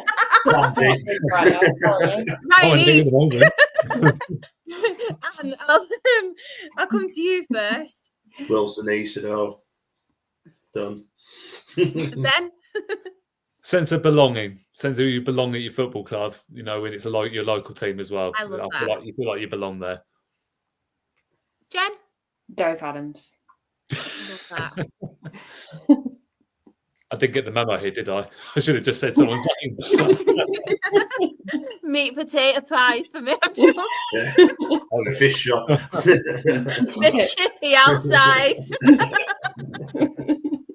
No, I'm joking. Do you know what, Ben? I'm with you. Like, the whole sentimental things as well, the memories, the sentiments, feeling part of something. And I just want to tell a quick, I'm really sorry. I know it's going back to my kids again, but we had the National League, Cup that was on Tuesday. Unfortunately, we did go out on penalties. We did have to win. Went out. It's not really a massive deal kind of thing. In some ways, it is really good because we don't need the constant games. We've got enough of that. But I don't know if you remember a few weeks ago, I was talking about Djilibi Abu, who we've got on loan from Sheffield United, and how much I wanted him to extend, like, obviously, his loan. And my little boy, Oliver, he doesn't really go to many games. I've only started taking him to kind of to see if he likes it or not, because he's not got the best attention span, bless him. Mm-hmm. So he's been going to the National League Cup games. And from there, it's kind of built up. And it sounds mad, because Djilibi Abu is like a Dale, like this footballer. He's built up this like bond with Djilibi Abu. He always makes time, Abu, to come and see him, to have pictures with him, to sign things. And then he got took off at half time on Tuesday. And he actually shouted Oliver over after he got changed, and shouted him over like that, like, come here. And he went and sat next to him and spent like a good 10-15 minutes just sat talking to like my little boy. So I just feel like things like that, especially with a club so like, I don't want to say small and disrespect us, but, you know, compared to like your bigger clubs where you don't feel that kind of bond and things with them. I just think it was so like brilliant, and how he just took the time out of his day, and every time he sees him, he remembers him as well. He's like, hi, mummy, and he'll remember him. And honestly, that for Oliver, my little boy, it goes a really long way. So I honestly agree with you. I'm sorry about like the story, but yeah, it's just sorry, though, to be fair. It is, to be fair. It is, to be fair. Is he the one who went and kissed the tree when he scored? Is that? No, that's Toby Adebayo rolling. No. He's so funny. He's so funny. We do have to talk football, though, don't we? I mean, we're only on League One, aren't we? I could sit here all day and tell stories. Yeah, and everyone's going through the relationship statuses in the chat now. It's like... I'll become a therapy session now. I know. Should we just skip the football? Should we just skip the football and like talk relationships? Then again, we'd be here all night. We're probably better off talking the football. League One. So any standouts in League One? I mean, that's a very good result starting off, isn't it, for Northampton there? Yeah. Definitely a very good result. Yeah. I think they backed it up as well, didn't they, win the other night as well? I'm sure they did. Let's have a look. Because Danny said he was really cold, didn't he? Was that Friday night? That was Friday. Yeah. I just remember Danny said he was really cold. It was freezing, bless him. Yeah. At the Bolton game, weren't they 3-1 down? And then Crawley got someone sent off, and Bolton then on to win 4-3. Yeah. It's nearly at half time as well. Yeah. Remarkable. I wonder what the bets were for that at that time. But I'll tell you what, though, Stockport, I think, deserve a huge amount of credit, because they're on a fantastic run again at the moment. I think they've won 6 of the last 7 or something along those lines. And then they've really sort of given themselves a little bit of a chance again. Albeit they've played a couple more games than everyone else. They've given themselves a little bit of a chance again of the top 2, but a bit slim at the moment. But at least they're cementing their place in the playoffs at the moment, which, sure, for our Claire, she's probably living the dream at the moment after the successful last 3 years they've had. To maybe have another promotion under their belt, it's still not out of the question at the moment. And against a good Barnsley side who are always up there, they'll be thinking we can really push for it now. Sorry, I spent that long talking crap to you guys. I've just had a swig of my drink and it's absolutely freezing. You need to shut up and get on with the podcast. Everyone's in agreement, obviously, of a Bolton game. Stockport, I completely agree. Like, I thought with Louis Barry and everything, and him obviously going to, he's at Hull now, isn't he, Louis Barry? Yeah, they're in the bottom. I thought, will it kind of, will obviously Stockport struggle? But no, they're completely taken it into the stride, haven't they? Any other standouts? It's a few draws, isn't there? Shrewsbury, to be fair. Yeah. Very good win for Shrewsbury. I completely missed that one.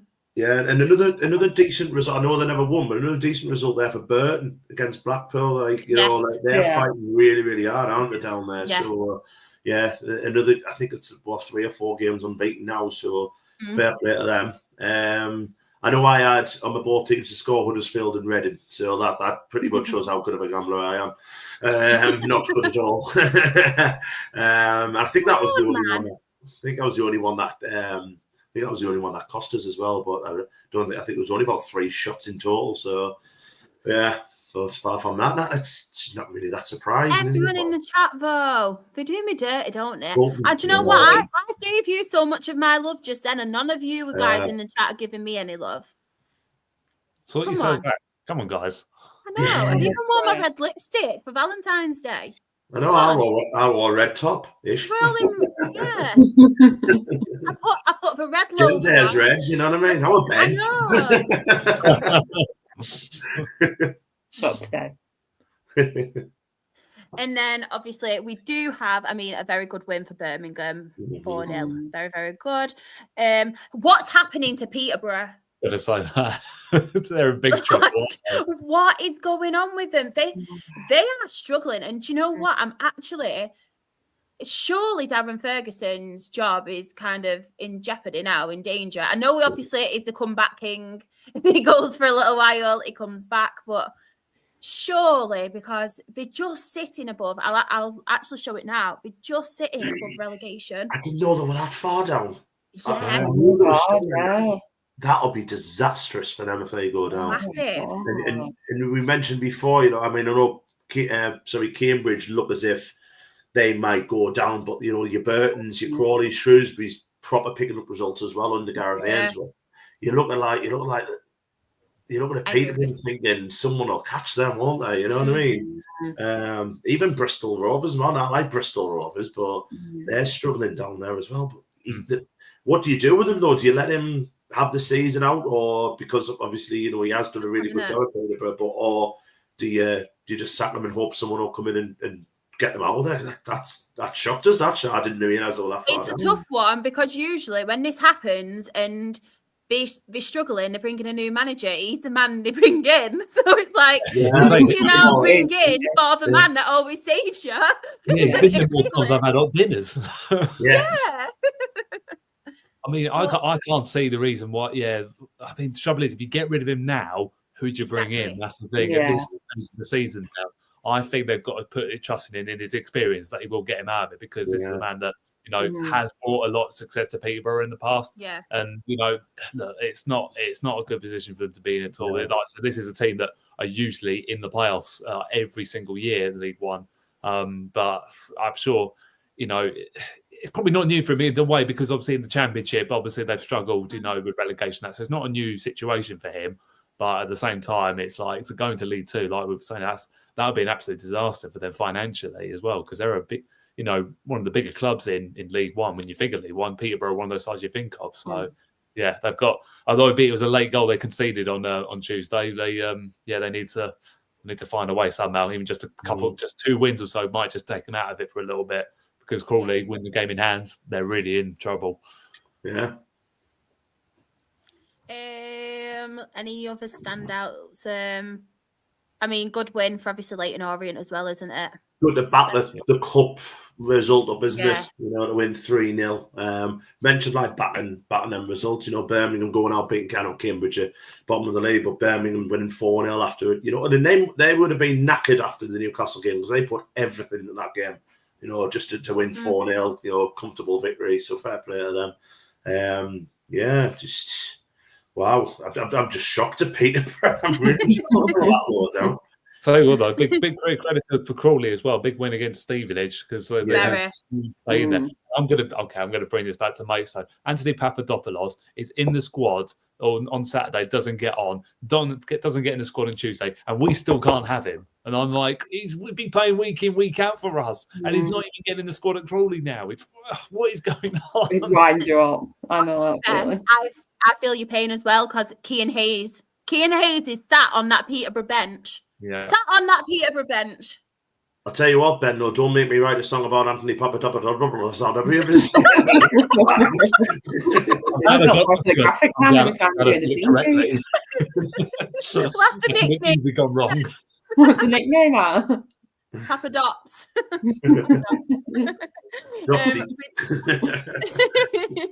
Why do they bring him back? They don't need him. They're not using him. Should we go and kidnap him? We'll kidnap him and bring him back to Maidstone. Oh, I would if I could. Trust me.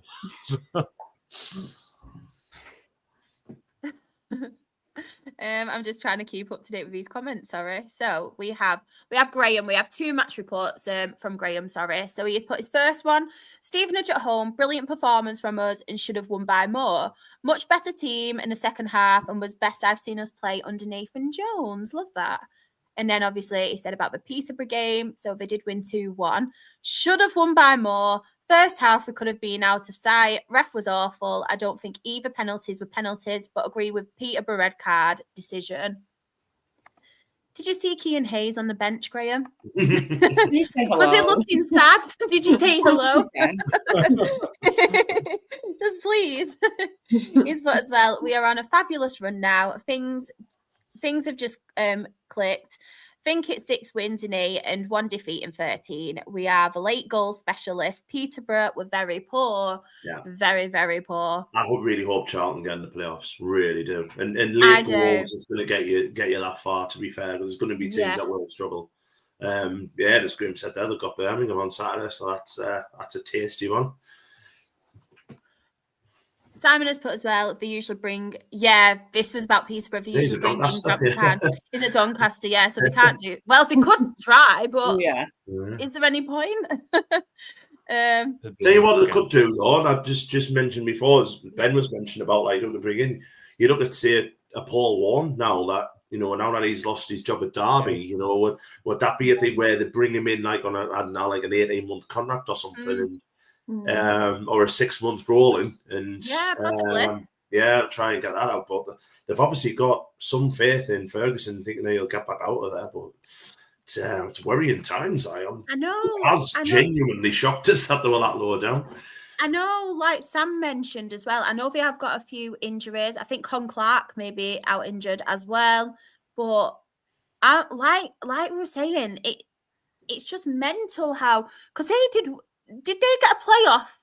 Were they in the playoffs last season, or was it the season before? It was the season before. It was the season before, but they didn't do Wednesday, didn't they? Yeah, and Sheffield beat them 4-0, didn't they, or 5-0 or something? Yeah, because they were winning. Didn't they win it? Did they win at Sheffield or no? No, they won. They won the home leg 4-0. Yeah, and Sheffield pulled it back, didn't they? Yeah. But am I right in saying even last season they weren't this bad, were they? They were pretty comfortable, weren't they? I'll have a look. 2 seconds. Keep talking. Yeah, no problem. Ryan's asked us, do we think Reading could grab a playoff spot? I don't think Wrexham get promoted this season, he's put. No, sure, you're right. They were in the playoffs. Were they? I thought they were. Fourth last year, yeah. They finished 4th. Yeah, Sam has put as well, Poku scored 10 in 17 before his injury, 0.63 goals per 90. He's a saviour. Yeah, that they need. Yeah, massive loss for them. As Ryan mentioned, Reading, do we think they could get a playoff spot? Still not out of the question at the moment. No, it's very up in the air because there's a lot to. I mean, to be honest, looking at the current form at the moment, Leighton Orient have probably got the best chance, I think, because they're a terrific run, and it is going to be a challenge for them to see if, like, say, if they haven't got that cup hangover, which obviously they've already off to a good start because they got a win during the week into Mansfield. It's a case now of can they maintain that and take that into the next few weeks to see if they can just keep grinding out those results. I mean, personally, Reading, I've never ruled them out because they've been tremendous all season, under such difficult circumstances as a football club. But it's going to be so tight it is because obviously Bolton as well in there, and Barnsley, they always have their little run probably towards the end of the season. So it really is anyone's game at the moment for that top 6. League One table, we will have to move on because I've spent so much talking about my life story time in getting on, so I do apologise. But top of League One, we have Birmingham City on 66 points. Wycombe Wanderers are second on 59 points. Wrexham are third on 55 points. Stockport County, Claire will be very, very happy. They are fourth on 54 points. Charlton Athletic, look at them, Graham. Woo. Look at them. They're flying. They are on 50 points. Huddersfield Town, I pronounce my H's then, everyone. Proving you all wrong. They are 6 on 49 points. I'm very posh and sophisticated today. And I love how no one agreed. In the relegation zone in League One, we have Shrewsbury Town, who are 21st. Oh, she's scared. Oh, that might have been me, Sean. Very sorry. Yeah. Like, stop talking, hurry up. I need to be in bed. I was putting myself on mute and then there we go. Take it over. In relegation, Shrewsbury Town are 21st on 27 points.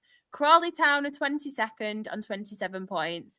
Burton Albion are 23rd on 26 points. And Cambridge United are bottom of League One on 23 points. And as we did mention, just above the relegation zone, we do have Peterborough. They're only 3 points above it. That is a massive worry, that. Massive worry. Considering Crawley have a game in hand as well. Yeah. And they've been picking up points, haven't they, to be fair, Crawley recently? Yeah. And I've got to be honest, I think Shrewsbury under Gareth Ainsworth will get out of it. Yeah.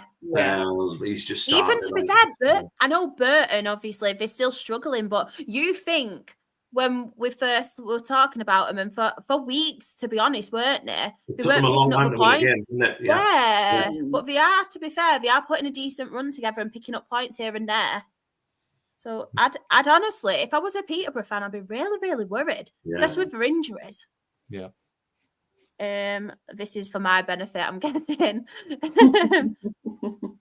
Graham's in the yellow. My Cheltenham season bet is back on. Sean put, our game was decided by a goal, in Kieran's words. And then top two not out of the question, Sam, dare to dream. Crawley's game in hand is home to us. Kyle wants Rovers to drop. And then Burton go to Bristol Rovers on Saturday. League Two. Jen, would you like to talk more all things Morecambe? No. It's not the week at this point. Jen's just eating giggles, aren't you, Jen? No. You're never going to be happy. You will, I promise. It's coming. Did you watch the Super Bowl, Jen? Yeah, I'm still catching up on sleep. Yeah. Do you want to talk about that instead, Morecambe? Yeah, I can talk about that instead. Yeah, it's not even my team, but I enjoyed that more than watching Morecambe, to be honest. It's not like we were even a bad side. Like, we seem to be taking it to them, but it seems to be goalkeeping errors keep happening. And Harry was dropped for the game on Saturday, and Ryan, who we signed during January, was put in goal. Apparently he made the same mistake that Harry did and didn't command his box well enough, so they were able to score the first. It looked like we were going to go for a draw, because I think they didn't score till like the 70th minute, and I was like, right, okay, that's fine, we'll go for a draw. That's the point. This point could be massive come the end of the season. And then they score, and it's just like, here we go again. But I didn't go, but a lot of people have said we don't look bad. It's just the goalkeeping situation needs to improve. Yeah. It's obviously difficult because Stu, our main number one goalkeeper, is out injured. He's had a recurring hip injury since the last season and has been having injections in his hip to try and sort it out. But as far as I'm aware, he is training with the team, but we're not too sure if he's ready yet. So I think Harry's probably going to be back in goal on Saturday. I think if we can sort out the goalkeeping issue, we'll be fine. Like, it's just Notts County are a very, very, very good team. And there was not a chance that Andy Dallas was getting anywhere near that ball on Saturday. They were controlling him like there was no tomorrow. He could not get anywhere near the goal. It's not scary because a lot of the other teams around us are dropping points. They're not winning. I think personally, if we can win on Saturday, like we've got 3 home games on the bounce now. We've got Gillingham in the middle of that away at the end of the month. I think if we can pick 9 points out of the next 5 games or whatever we've got coming up, I think we can generally get out of this relegation zone by the end of this month, 100%. Accrington have lost a few very, very good players. Yeah, they have. On their Tuesday game. Rawson won't be playing. We know how well he plays because obviously he was from us. I think if we can get a win on Saturday, I just think that's going to be huge, like massive for the boys, massive for the whole fan base, because I think if we can win at home, that's what we need. We need the support from obviously all the fans. The boys need the support. it's not over by a long shot. I definitely think we are more than capable of staying up. I think we will stay up. I just think we need to sort the goalkeeping situation out. Derek is not happy with it at all. Apparently he's absolutely fuming of what's been going on in the goal, which I don't blame him, because if we can stop the goals going in, then that's points that we can get. And I think if we could have got a draw out of Notts County, it would have been massive. Like, it's one of them games where they are at the top of the table. Yeah. We are a very, very good team. We are 23rd in the league. Like, we are taking it to the big boys now, and we are showing that we are good enough for this league. It's just the finishing needs to change, and something needs to happen that side. The goalkeeping needs to be better. It's just, it's annoying mostly. It's not sad, it's not depressing. It's just annoying that we're not getting the points that we deserve and we should be getting. Yeah. But I think having Accrington, a derby at home on Saturday, everyone's going to be out in full force supporting the boys. I just think if we can get a win there, it'll really, really push everyone on now. Because there's not, it's like we've got Walsall as well, and I don't know what's going on with them, but they are dropping massively. So we could go there now and pick up some points from them, and we could seriously be out of the bottom two within a couple of weeks. It's literally that simple now. I just think we've got more than enough. We've got the team, we've got the squad. Everyone's positive around the club. I think we can scrape out of this bottom two by the end of the month, 100%. Thing is, as well, though, you're playing well, aren't you? You're actually playing well. You're actually fighting. So that's a really good sign. And as you mentioned as well, the teams above you and in and around you, they're so inconsistent as well. And there's other teams getting dragged into it. Yeah. So, and Gillingham, if you've got Gillingham, they're so inconsistent at the minute. Yeah. They're ridiculously inconsistent. Yeah. It's away as well. That puts it out.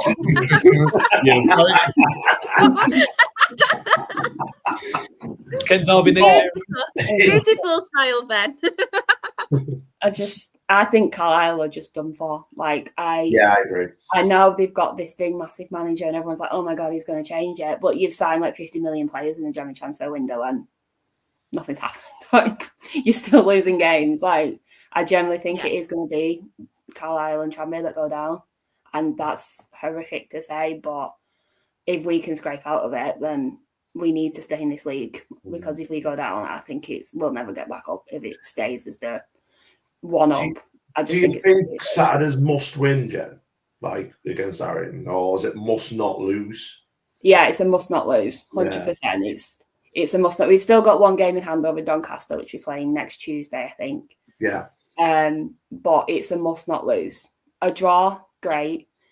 A win, fantastic. Because if we can get 3 points from Accrington, huge for us. It depends on everyone around us as well, what happens for them on Saturday. But I think Accrington is like a huge, huge must win, not just for us, but for Accrington as well, because they are slowly slipping down there as well. Like, there's a lot of teams like struggling near the bottom half now. It literally could go down to the final day again, and I don't think my heart could take that again. Let's have Chris on Walsall as well. I'm going to throw out a statement here, because I was doing my graphics last night, and obviously the inconsistencies, even though you are saying the 7 points clear still, I honestly think Notts County are going to win League Two. I've been thinking it for a while, but Notts County have a game obviously in hand on them, I'm pretty sure. And I just think at the minute with Notts County, I feel like they've especially in January as well, and the recruitments they've added, I feel like they've kind of tightened the defence up, they're scoring goals. I just think there's going to be some twists and turns. But obviously, I do open my big mouth a lot. I do get a lot of things wrong. I am a jinx, so it probably won't happen, but I'm going to throw it out there. Clip this as well. Bring it back to me, because I'm confident. Yeah, I'm confident. The only problem is Spenny fan Chris has been commenting on the game all and they've got beat tonight. I don't mind. Do you know what? I don't care. I do not care. Don't look at that till next week. I've got a little thing about League Two as well, because I've been because obviously having Jen and Becca in League Two, and obviously Deeply who is quite a regular, and Kieran and all that stuff. I think Bradford will go up. Yeah. And I think I said they'll do. I think I said they'll do playoffs. I think they'll go up automatically. They are on some form then. Bradford since the turn of the year, been on really, really good form. So I'm going for them, and I agree with you as well. I think Walsall might slip completely. I think they will massively because they've lost that lad to Stoke, haven't they? The lad who scored all the goals. He's gone back to Stoke, hasn't he? And they've really struggled. They've really struggled since then. All happening. Yeah, I'm not necessarily saying they won't get promoted because obviously they are still 7 points clear, but I just feel like there'll be some twist and turn still in this. I don't think it'll be as plain sailing and as easy as we did think a few weeks ago because we thought, oh yeah, they're flying, everything's going well for them. And then obviously January hits, they've lost a few players, they've been a bit inconsistent with results. I just think even with the playoffs and the relegation, I still think League Two, and I think it's going to be quite exciting. I do. Still think Notts County are going to win. Honestly, I'm not going to put a bet on it though. But have a quick look in the chat to see if there's any match reports. We've got Alex, our Newport fan. Seeing as though we don't have Kieran anymore, I don't know where he is. Bless him. Don't know where he is, but Alex, you can be the one that tells us all about Newport. He is put, they keep marching on. 5P's put Tranmere in 3-4. I still don't think they're safe. Honestly, I think they're going to get dragged into it. Yeah. Really if we start winning games, they're like being dragged into it massively. Yeah, it's not the easiest thing to get out of. 100%. It doesn't look like they're going to get rid of Nigel Atkins anytime soon. No. If they wanted to, they would have done it by now. So I think they're going to stick with it for the season, I reckon. Yeah. As well, Alex has put about Newport unbeaten in the last 5, 4 wins from 4 in Feb, best form in the past 5, tied with Swindon and Colchester. I love this month. That's nice. I like that. It's nice to have a positive Newport fan in the chat. As much as I love Kieran, even if they're winning, he's still not as positive, is it? AFC Wimbledon are up there as well. We'd love to see them do well. I completely agree. 9 points from playoffs. We are coming for Salford. 5, this is perfect. It's a roller coaster of emotions, bless him. If you want to have your say on Swindon as well, 5, please feel free to obviously post it. But is there any standouts for anyone in here? I mean, the Chesterfield one at the top, that was a very good result for them, wasn't it, against Doncaster? Yeah, cracking game. That looks like a cracking game. It's needed that win as well to keep up their playoff hopes as well. Definitely. To be honest, they want to step away from it a little bit. So I know they've still got a game in hand over Salford, so they win that and they've closed the gap down to 3 points. So that was, a big statement that to say that they're not out of the race. Big win for them. Any standouts for anyone or anything anyone wants to speak about on here? Franchise getting beat to Bromley was hilarious. Do you know what? I didn't realise the table. Have a look at this. 15th. Oh, yeah. No capitals. 15th. Yeah. I mean, as well, I think that Barrow's win as well. I mean, that's a huge win in sort of I would say a relegation 6-pointer at the moment against Gillingham, and that just shows where Gillingham are at the moment. They were in a huge amount of trouble. Yeah. And I did say when Joel Coleman went in, I thought I don't think he's going to be the man to to solve all the problems for them. I think it was because he's probably the cheap option for them at the moment, and I think a lot of their fans have questioned, about look, this is why did we get rid of Neil Harris? And I think their owner did a Twitter space, I think, the other night. With one of their podcasts. I didn't listen to any of it because I don't care enough about Gillingham, to be honest. But, but obviously, there are a lot of questions I think were being asked really about, the hierarchy of the club and what basically has happened because they were nailed on favourites. I mean, obviously, a lot of us predicted they would go up at the start of the season, and they're going to be at the moment lucky to stay in the league because they're only 10 points off at the moment. And as like Jen said, it takes us a couple of Morecambe wins, and they're playing well Morecambe, whereas Gillingham are just slipping down the table, and they're just not getting results at all. Albeit they got a good draw on Tuesday against Walsall, but obviously Walsall are in bad form, so I wouldn't read too much into it just at the moment. But that's a big disappointment that for Gillingham, really. Any other standouts for anyone? Swindon Port Vale. Swindon are doing really, really well at the minute. They seem to have fully got away from the relegation zone and think they'll be absolutely fine. And now they've signed Conor Ripley, they'll be absolutely fine because that man can save goals like it's no tomorrow. So he conceded 3. Doesn't work there anymore. To be fair, I don't think he's been there for about 2 months, to be honest with you. I think he had a fallout with the manager and then he's had a baby, so he's not been there for like 2 months, I don't think. Did he not play on Saturday against them, though, Conor Ripley? No, I don't think he was allowed. Oh, all right, fair enough. All right, doesn't matter then. I don't know, because I checked the team to see if he was in it, and he wasn't in it, but then Liam said that he might have not been allowed because it was Port Vale, but I don't know. Yeah. If he's on loan, then that makes sense, yeah.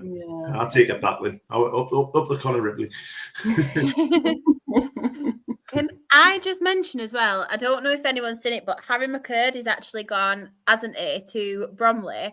And I don't know if any of you saw his like introduction, the initiation like song that he did. But honestly, he's such a character. And it just really, really made me laugh. And if you haven't seen it, I've retweeted it. Please go and check out the video because he's just so funny. Like, honestly, he just really, really makes me laugh. And what a performance he did as well. So please go and check it out. It was brilliant. Absolutely brilliant.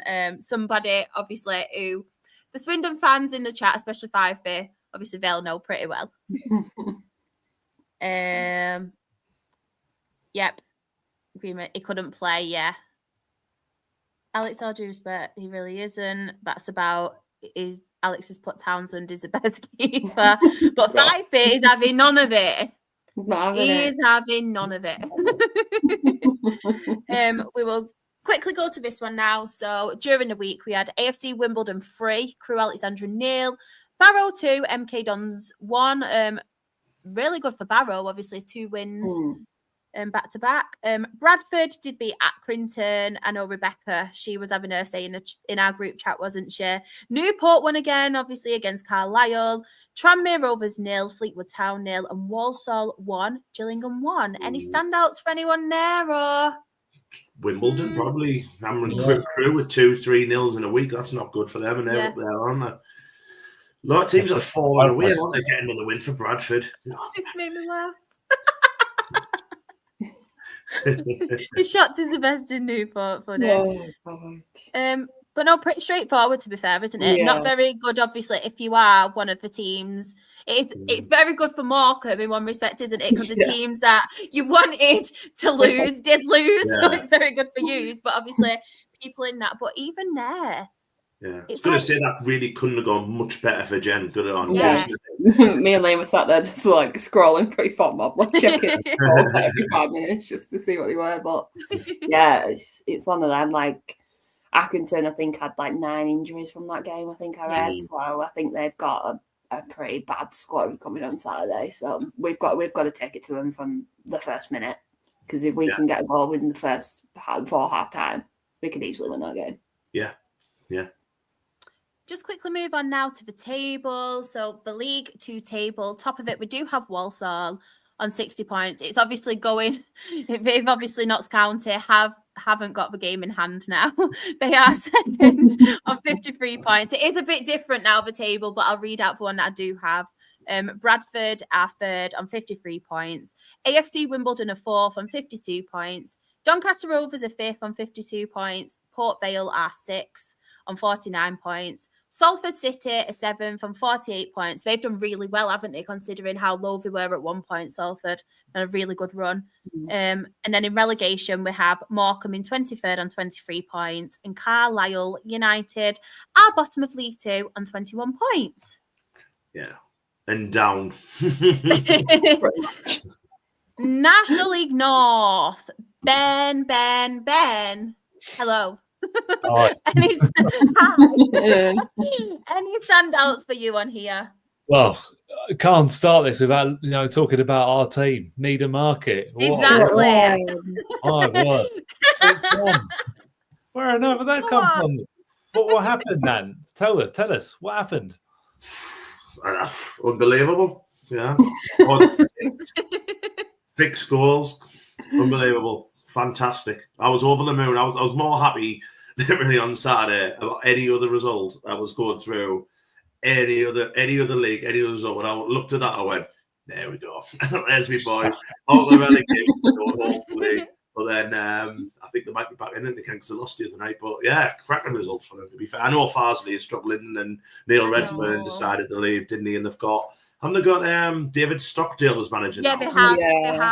Yeah. Isn't he on his way out now, isn't he? I'm pretty sure, because I'm thinking the news has been out this week. Yeah, I was reading up on the Farsley thing, and apparently it's pretty much like our situation where the owner owns the land, but the board have more say in what goes on in the club. So the board are pretty much like us running the club at the minute, which is obviously good news for Farsley because hopefully they obviously probably will get relegated, but hopefully they don't drop further than one league and they can get it sorted out as soon as possible.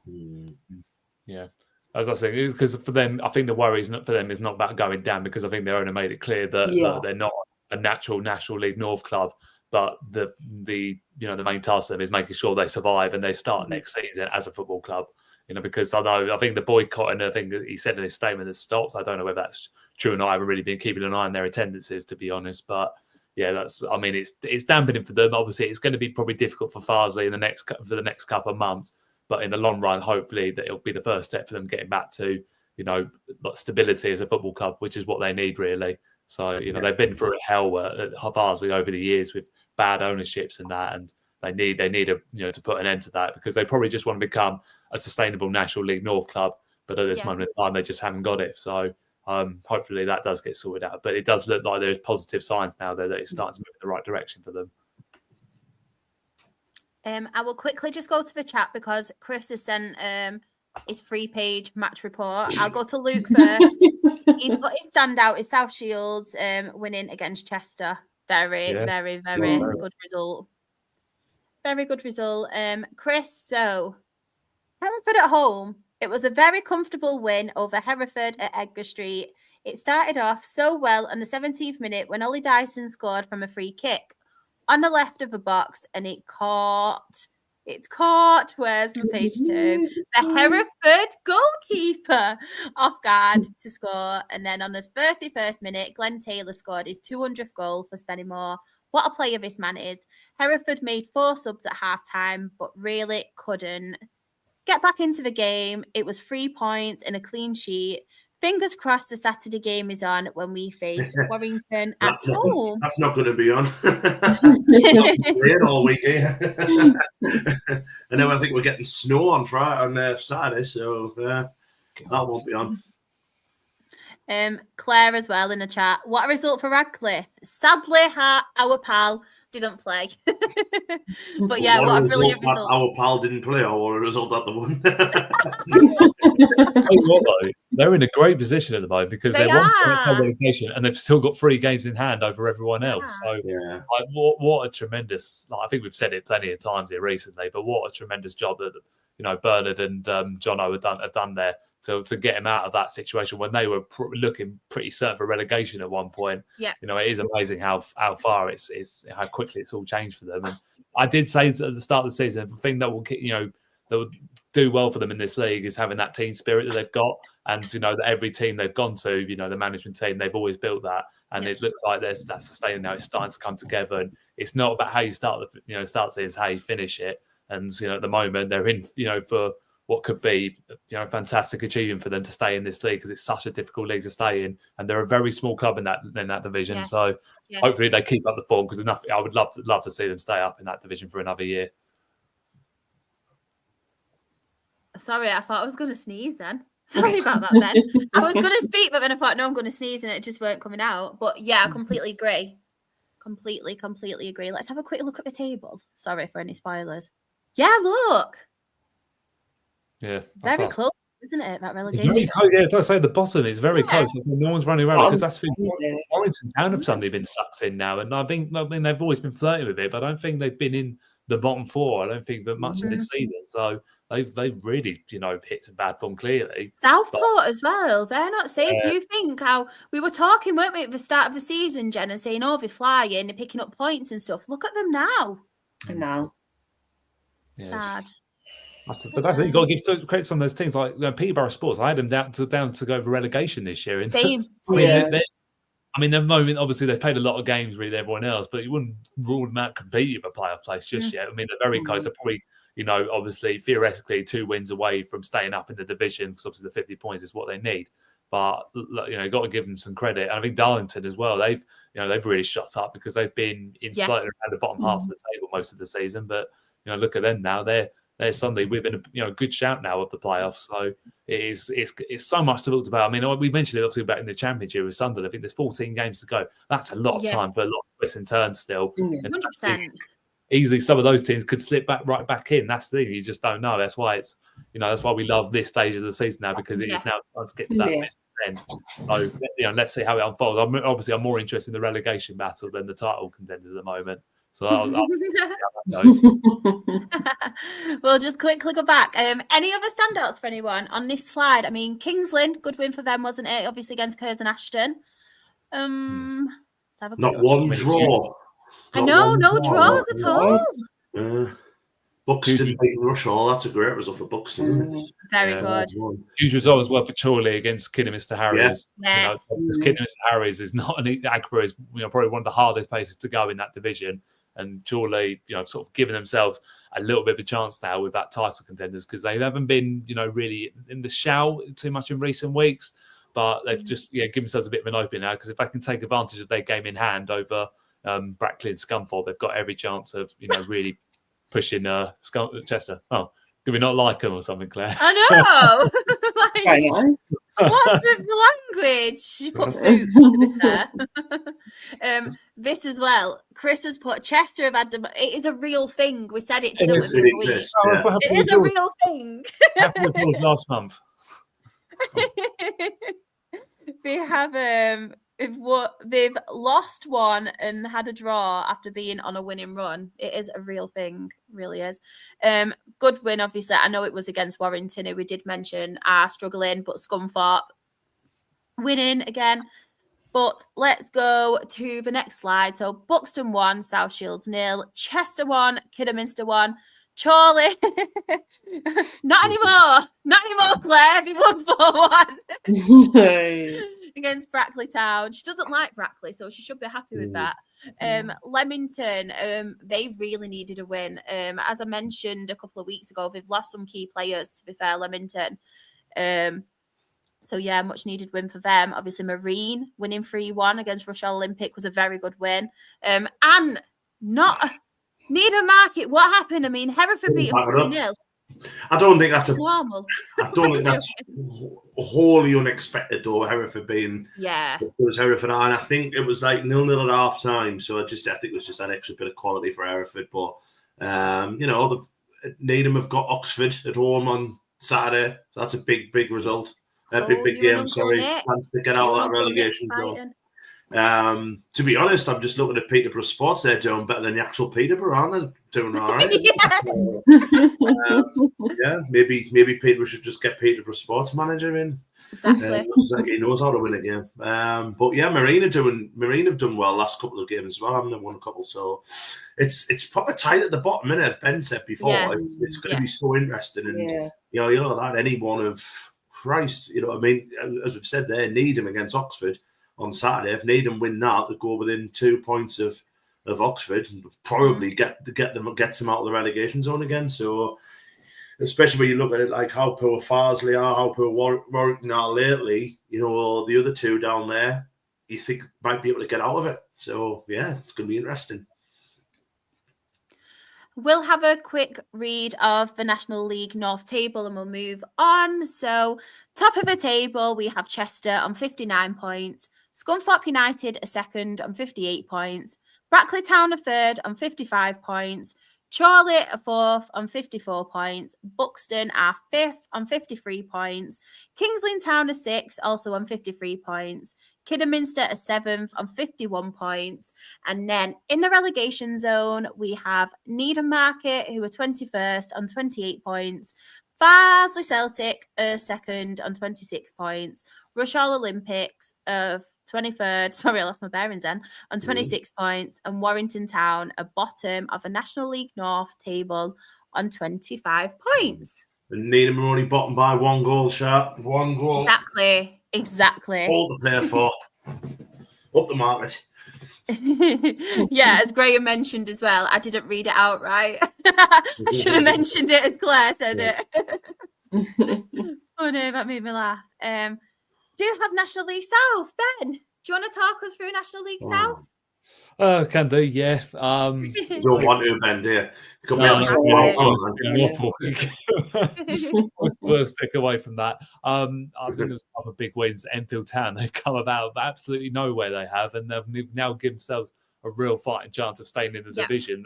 I wouldn't have put it on them, but I don't know what it is because they haven't changed the manager or anything like that, and it's pretty much the same squad of players. I mean, they've just found some belief from somewhere, and to win at Aveley, that was for me a bit, probably a must not lose game for them in the context of things. And to be fair, I know Aveley are really struggling, but they are a good side, and like they've got a good manager that is very well coached, with terms of his style of play and that. But Enfield, they really needed that, and they've just I mean, I'm more fearful now that Welling are in big trouble. They are, because they just cannot seem to find a win from anywhere. And they really have been sucked in now into that, relegation battle. I think they could go down. I really do. So, they've got a couple of big weeks in their hand, I think. Welling, I think they've got Dorking as well on Saturday, so it's not going to get easy for them. Western Supermare, Bournemouth are in a bad, spell of form. I think it's 5 defeats in the last 6 or something like that for them. A bit like us at the moment, really. And if you haven't seen the goal, it was an awful mistake from Nathan Ashmore. It was. I think it was, one low shot straight at him, put his knee down for it. It's gone straight through his hands underneath his legs. And you think, oh, God, that's just basic goalkeeping. And he's been in bad form, he has recently. I would not surprise me if they wanted to go for someone else to bring in. Just don't go for our goalkeeper because we always seem to lose all of our players at the moment. So, our players. But it's a big dampener for Bournemouth because they really have slipped out of it a little bit now in terms of the title race. And obviously it could still change very quickly. But they really need to find some form from somewhere, a bit like us, really. I think Torquay as well, big win for them against Eastbourne. Good reaction from them after losing to us because they really needed that. It was a poor performance from them against us, and to beat Eastbourne, who've been very good form, on their home patch, keeping up a very good home record that Torquay have got. They've given themselves a bit of a chance to put themselves right on the edge again, but. Dorking, what can you say? Dorking are starting now to find their form now, and I think personally, it might look between them and Worthing, I would say, for the title, because Dorking just seem to be winning all the time now. They're getting their best players back. They've got the depth that they need, and then again, Worthing found a way to win. They think they scored a very late goal with that to get a win at Tunbridge, which is not easy. At Tunbridge, is a very hard place to go. So that's probably. The bulk of it really, but from our perspective, I think what's the term that we always tend to use? We were shy. Oh God, Slough. Of course, they don't win for 2 months, and then we're the ones that are going to lose to them, aren't we? And I knew we would lose. I got on that players coach, but on the morning of the game, I said I've got a bad feeling about today. Proven right. We never win at Arbor, at Arbor Park, and I don't know what it is about it. Slough fully deserved the win, really. We just never got going at all. And first half we were all okay. We didn't really do enough, to be honest. A couple of half chances didn't really create enough. But then again, neither did they. It was very boring first half, to be honest. And second half, then get separated as they scored from a set piece. And it's been it's just didn't quite go our way. And to be fair, George Illico was fuming after the game. He was just because he said that this was our chance to put a big statement on this league, on this title race, and we didn't take it to them at all. And fair play to Scott Davis' side. He'll be one relieved man. I've got a lot of time for Scott Davis. For me, even kindly brought in one of our mascots. It was with our captain and that because he got abused by some St Albans fans. Back a few months ago, and he invited him personally to become and be the mascot for the game, which is tremendous. Credit to him and the type of guy he is. So yeah, I think he looks like he had a certain amount of relief on his face when the final whistle went, but yeah, not good enough from our perspective, to be honest. And unfortunately, it didn't get any better with Tuesday's result either. Do you want to talk about that one now while you're on it? Yeah, might as well. I mean, again, we're just not good enough. I think the trouble is at the moment is we're just finding, just can't. We don't have the depth. The problem is the fact that we've obviously let a couple of players go. Oh, well, obviously not let a couple of players go. We've just had a lot of bad luck with. See, Bourne would have taken Matt Rusher first. Crawley took that Papadopoulos. That was a lot of goals, a lot of creativity we've lost out of that. And obviously we've lost Matt Bentley as well. And it's no disrespect to the two new signings that we've brought in, Ricardo Joe and Bailey Johnson, just aren't good enough.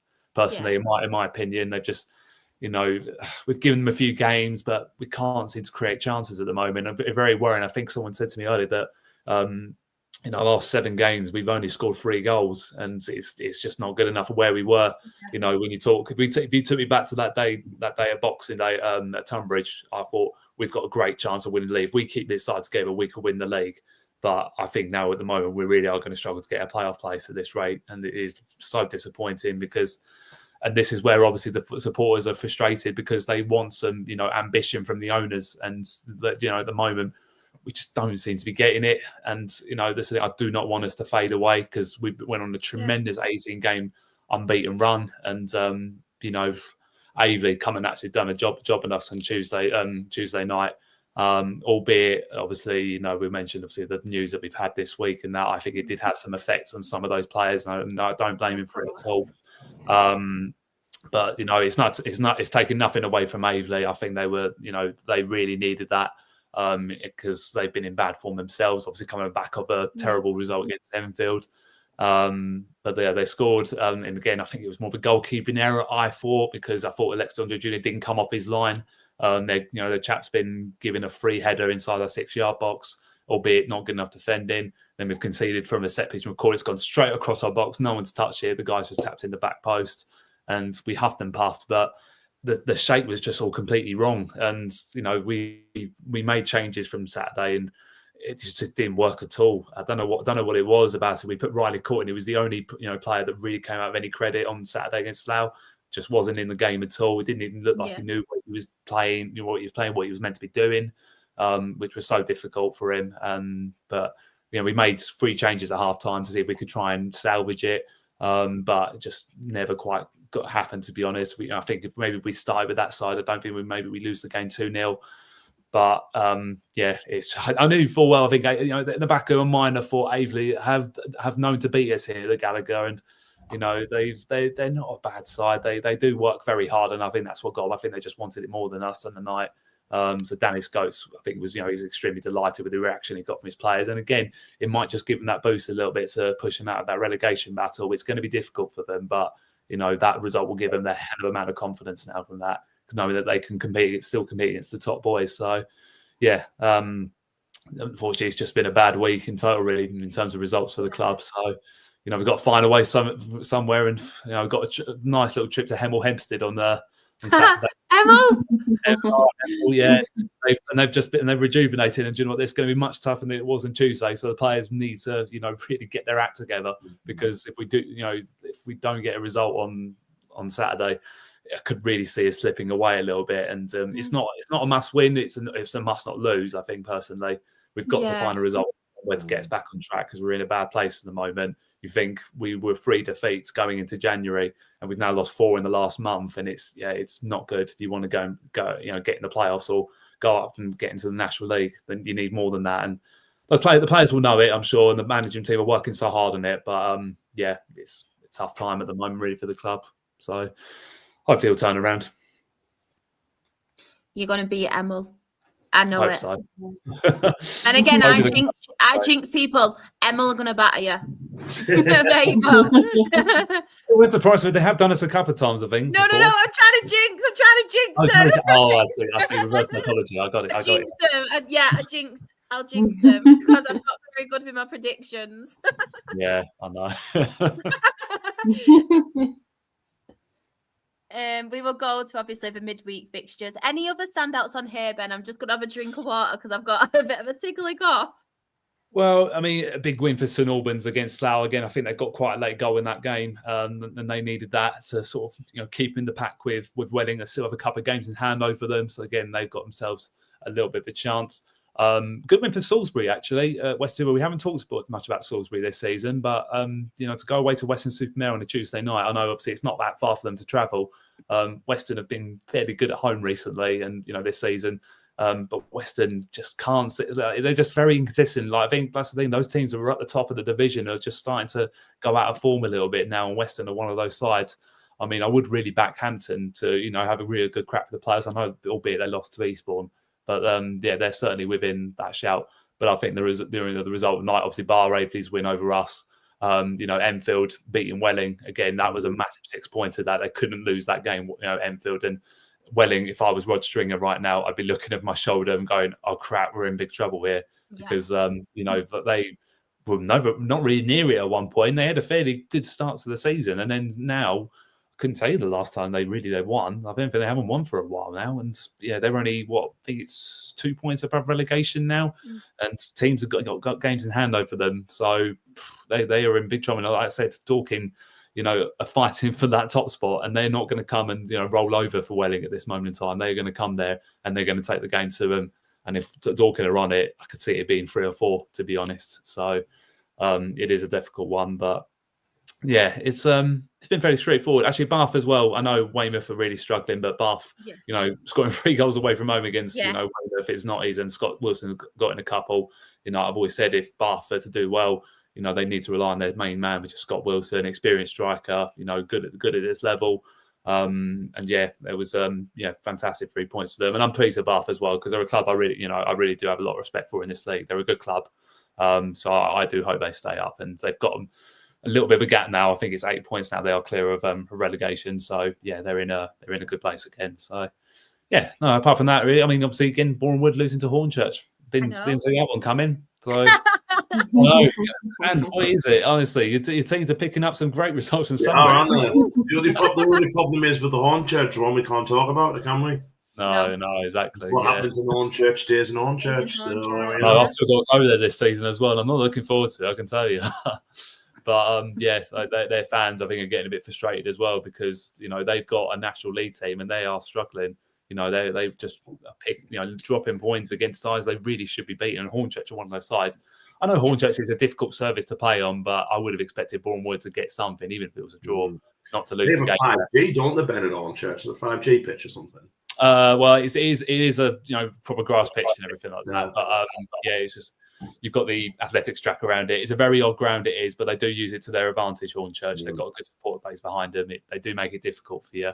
So I mean, Hornchurch, they'll be safe in the division. They're one of those sides that are not going to go down. They're not going to go up. But I think their aim now, a bit like what Slough were, is to just take scalps off the big teams. Really, and that's what they're here to do. And they want to try and spoil someone's season. And thankfully they've done that for us on Tuesday. Just every time Bournemouth keeps dropping points, we can't seem to take advantage of it, which is a bit of a shame. So at least we're not on our own at the moment. At least with the top pack.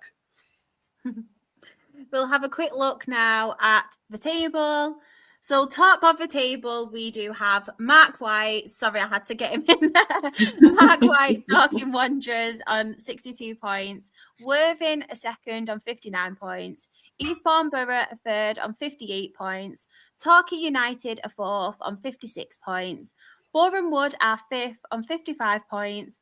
Maidstone United are sixth on 55 points. And Truro City are seventh on 54 points.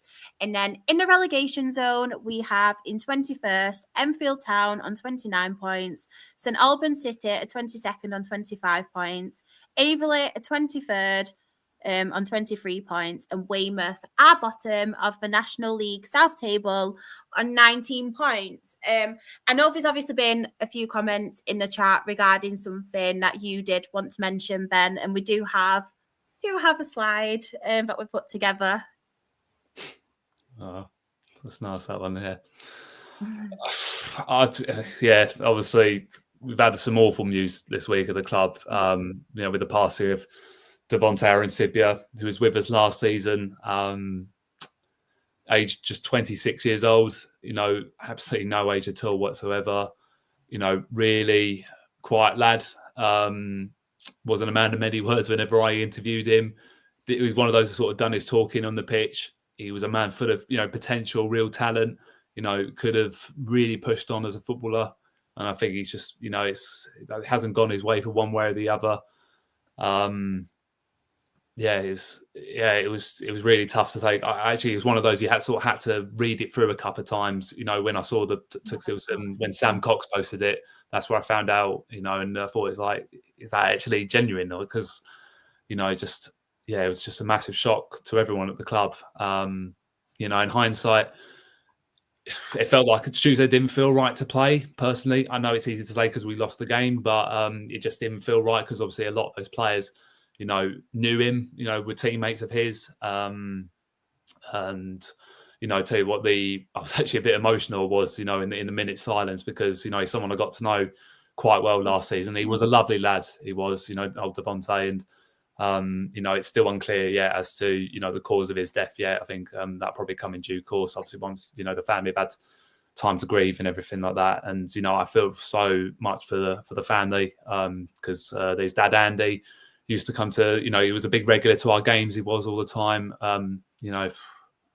Deb's a young dad as well. I think his son's no more than 4 years old. I think and.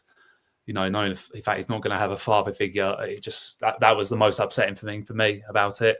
You're just waking up and your dad's not there, and I can't imagine what they would have been going through personally. And everyone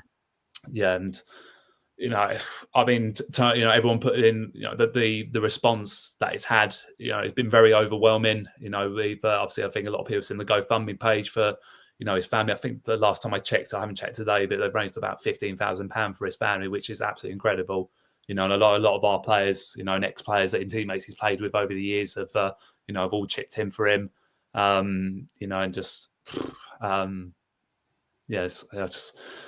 hard to find the words a little bit with him because just 26 years old is absolutely no age for anyone, and in football. He was well respected, and I'm really just devastated, to be honest with you. It's just, I think no one deserves to go through that at any club at all. And, it's a first for us because I've never had, this sort of situation before, and I absolutely, I loved him as a player. I think he, really was, and that's the thing we had, he only spent a short amount of time with us, but, the big thing for him was he had a standout performance when we went to Cheshire in the FA Cup last season. He scored the first goal and set the second, and there's no doubt about it. Without his contributions, we wouldn't have not got as far as we did in the FA Cup last year, and people will, probably forget that. And that's the thing. He was a big part of our, FA Cup journey in the early rounds, and it was just devastating. And I'm glad the club obviously preserved the minute silence for him. The supporters did a clap for him in the 26th minute as well. I know Tunbridge Angels did exactly the same because I think his most successful period as a player was at Tunbridge only a couple of years ago. They highly respected him. He was a cracking player for them. I think he might have won a couple of awards as well, possibly there. They were gutted to see him go to us, and it has hit the club quite hard. It's hit the management quite hard as well, I think, because you do have to ask the likes of George and Craig as well. Like saying, "Are you okay?" Because I could tell. Obviously, they're trying to focus on a game, but obviously, the back of their mind, they can't not help think about it. And that's saying some of our players, because some of those players, the likes of Reece Greenwich, for example, normally always got a smile on his face normally. But I could tell his mind was not in the frame of it, and I couldn't blame him at all. Because why would you make your mind be in the frame of it? Devastating. It's been so lovely to have all the comments and everyone that spoke so highly of him. He's a cracking lad, and just gutted, absolutely gutted to have lost someone like that. A friend to a lot of people. A good son, a father as well. Just devastated for everyone, and I still send out my condolences to his family and friends and everyone concerned with all the clubs that he's played with, because it's been a horrible week for everyone. And I love Jay Saunders' tribute to pay to him as well. At Tunbridge, someone I know really well from his time at the club, and he said it's been horrendous just thinking about it. And it's just no more really want to say in it. Just rest in peace, Dev. You're always in our hearts, mate. I just wanted to ask as well, I know you've asked a lot of people, are they okay? I just wanted to ask you, are you okay as well, Ben? Because obviously... Yeah, I think it took a couple of days really sinking. I think, the night I found out, it didn't really settle in. It probably wasn't until, to be fair, actually the Tuesday on the game, I was like, actually, this is, it started to feel real a little bit. And the minute silence, I could have broken down, to be honest. So, it was that emotional when you see the picture of him go up on our scoreboard, and just think the memories that he would have created. He scored, albeit he was only there for only of last season for us, but he created some memories. He did. He scored against Gillingham in a Kent Senior Cup game. I know the Kent Senior Cups doesn't mean a lot to a lot of people, but us winning over Gillingham is a big thing for us. He scored a penalty in that game, but obviously, Chesham was a huge moment, in our season in terms of the fact, look, without that, we do not get to the 5th round of the FA Cup without Devontae Aaron-Sibia. That's for sure. So, he'll be a big part of our history. That's for sure. And his memory will live on at the football club for sure. And players, won't forget it at all. And he's a massive part of our history now, without a doubt. I just wanted to obviously, I agree with Claire, like a beautiful tribute you paid, but this with Sam as well, absolutely heartbreaking. Ben, you spoke unbelievable there from the heart. Genuine, absolute credit to him and the club and yourself. What you said, we're all very proud. I'm filling up now, but yeah, it couldn't have been easy, especially knowing someone on a personal level. I'm gonna try not to cry, but you did brilliant there, Ben. Yeah, thank you. Yeah, I mean, it's also, obviously, I know it's been mentioned, but I think Claire put it in. It's been a terrible week in terms of National League South news, because obviously Torquay have lost an ex-player in Tony Bedu, only age 45, and I say my thoughts go out to everyone at Torquay United as well, because again, 45 is so young. And then as well, Worthing as well. Unfortunately, they had some really sad news with losing their long-serving commentator Peter Vale. Peter was someone that I only met really for the first time a couple of weeks ago when they came to us, and he was a lovely guy. Obviously, they beat us on that day, and I could tell his face. When those players were coming off, he was on cloud nine. He was, and I know he suffered a cardiac arrest, I think, a couple of weeks ago, and he'd been in intensive care, and again, absolute heartbreak.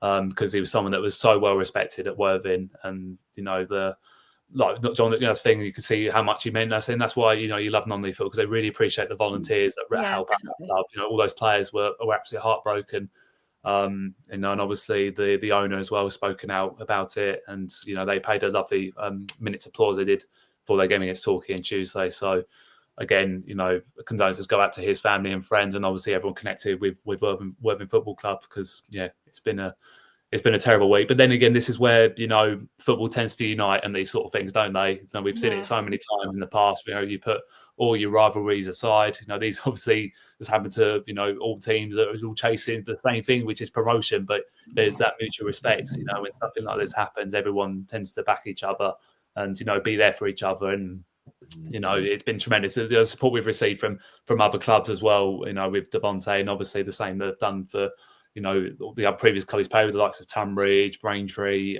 Chelmsford. They've received some really nice messages from various members around football, and even Norwich City as well. Massive credit to them, because, he was their under-18s captain, and they did a minute's applause, I think, before their game against Preston the other night. And to know that it's reached out to it's touched so many people. It has, the tributes that he's had. I'm sure he'd be looking down on it, thinking, I felt really appreciated. And it's been a terrible week for National League South. But rest in peace to the three of them, to be honest with you. I'm filling up.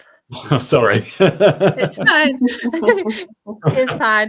This as well, bless him. Johnny is put in the chat. I know this is not football related, but I just want to say, if any one of yous are feeling low and you need to talk, I'm here. Just like the way yous have to me, I want to repay you all. Love yous all. Keep up the good work, guys. We really appreciate that. Thank you so much, Johnny. We do really appreciate that.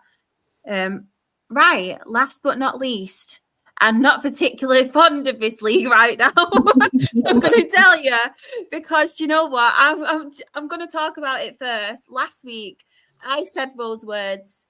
I said we play Ebbsfleet at home. We are going to drop points 100%. We always drop points against Ebbsfleet. And was I proven wrong? No, I wasn't. We dropped points against Ebbsfleet, but I tell you what, credit to them. a very good point, obviously, for them at the bottom. But as I've mentioned before, I come on here every week, and these kind of teams, they just don't allow us to play our football, the standard. It was a very dull game, to be honest. We had opportunities, but the whole thing just wasn't really working. It was kind of bleak, the game in itself. It wasn't a thriller from both sides, to be honest. They had the chances.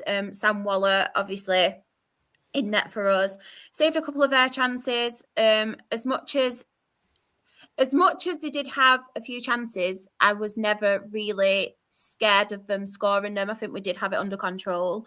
I just feel like we are our own worst enemies at the minute. I don't know what's going on. Some of Jim's choices as well are very questionable. I mean, Ian Henderson, I don't know what Ian Henderson really has to do to get minutes on the pitch, like minutes where he can actually create some kind of impact, because I feel like they're bringing him on too late. I know we don't talk about the National League Cup, but it's plain to see that he played in the National League Cup. He got us 2 goals. He bagged us 2 goals. So despite him being 40 years old, is going to still get you goals regardless, especially against, and this is no disrespect to Ebbsfleet, but especially against someone like Ebbsfleet. Try him, put him there. Cairo's struggling at the minute on his own. Devante Rodney and Cairo Mitchell, if they are playing together, they need to be as a forward too, because they're putting Devante Rodney out wide at the minute and it's not working for him. He thrives up front, whether that be like as a forward too with Cairo. But if you're not willing to play that formation, put him slightly behind Cairo Mitchell and have the pair of them, kind of together, because it's not working. Devante being out wide at the minute. But yeah, there's just not really a lot to say about this game. It was a very dull game.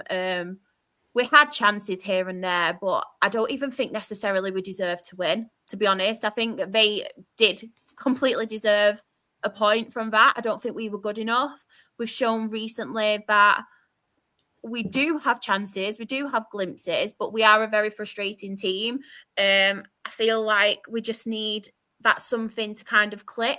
And I have mentioned it before, but I think we do need somebody like we had last season in Adam Clayton to allow them Ryan East to play a more creative midfield role, because that was when he was thriving more. But I'm hoping it is just a blip, to be honest. I feel like our fans are very dramatic in a sense. Our players actually got booed off at full time.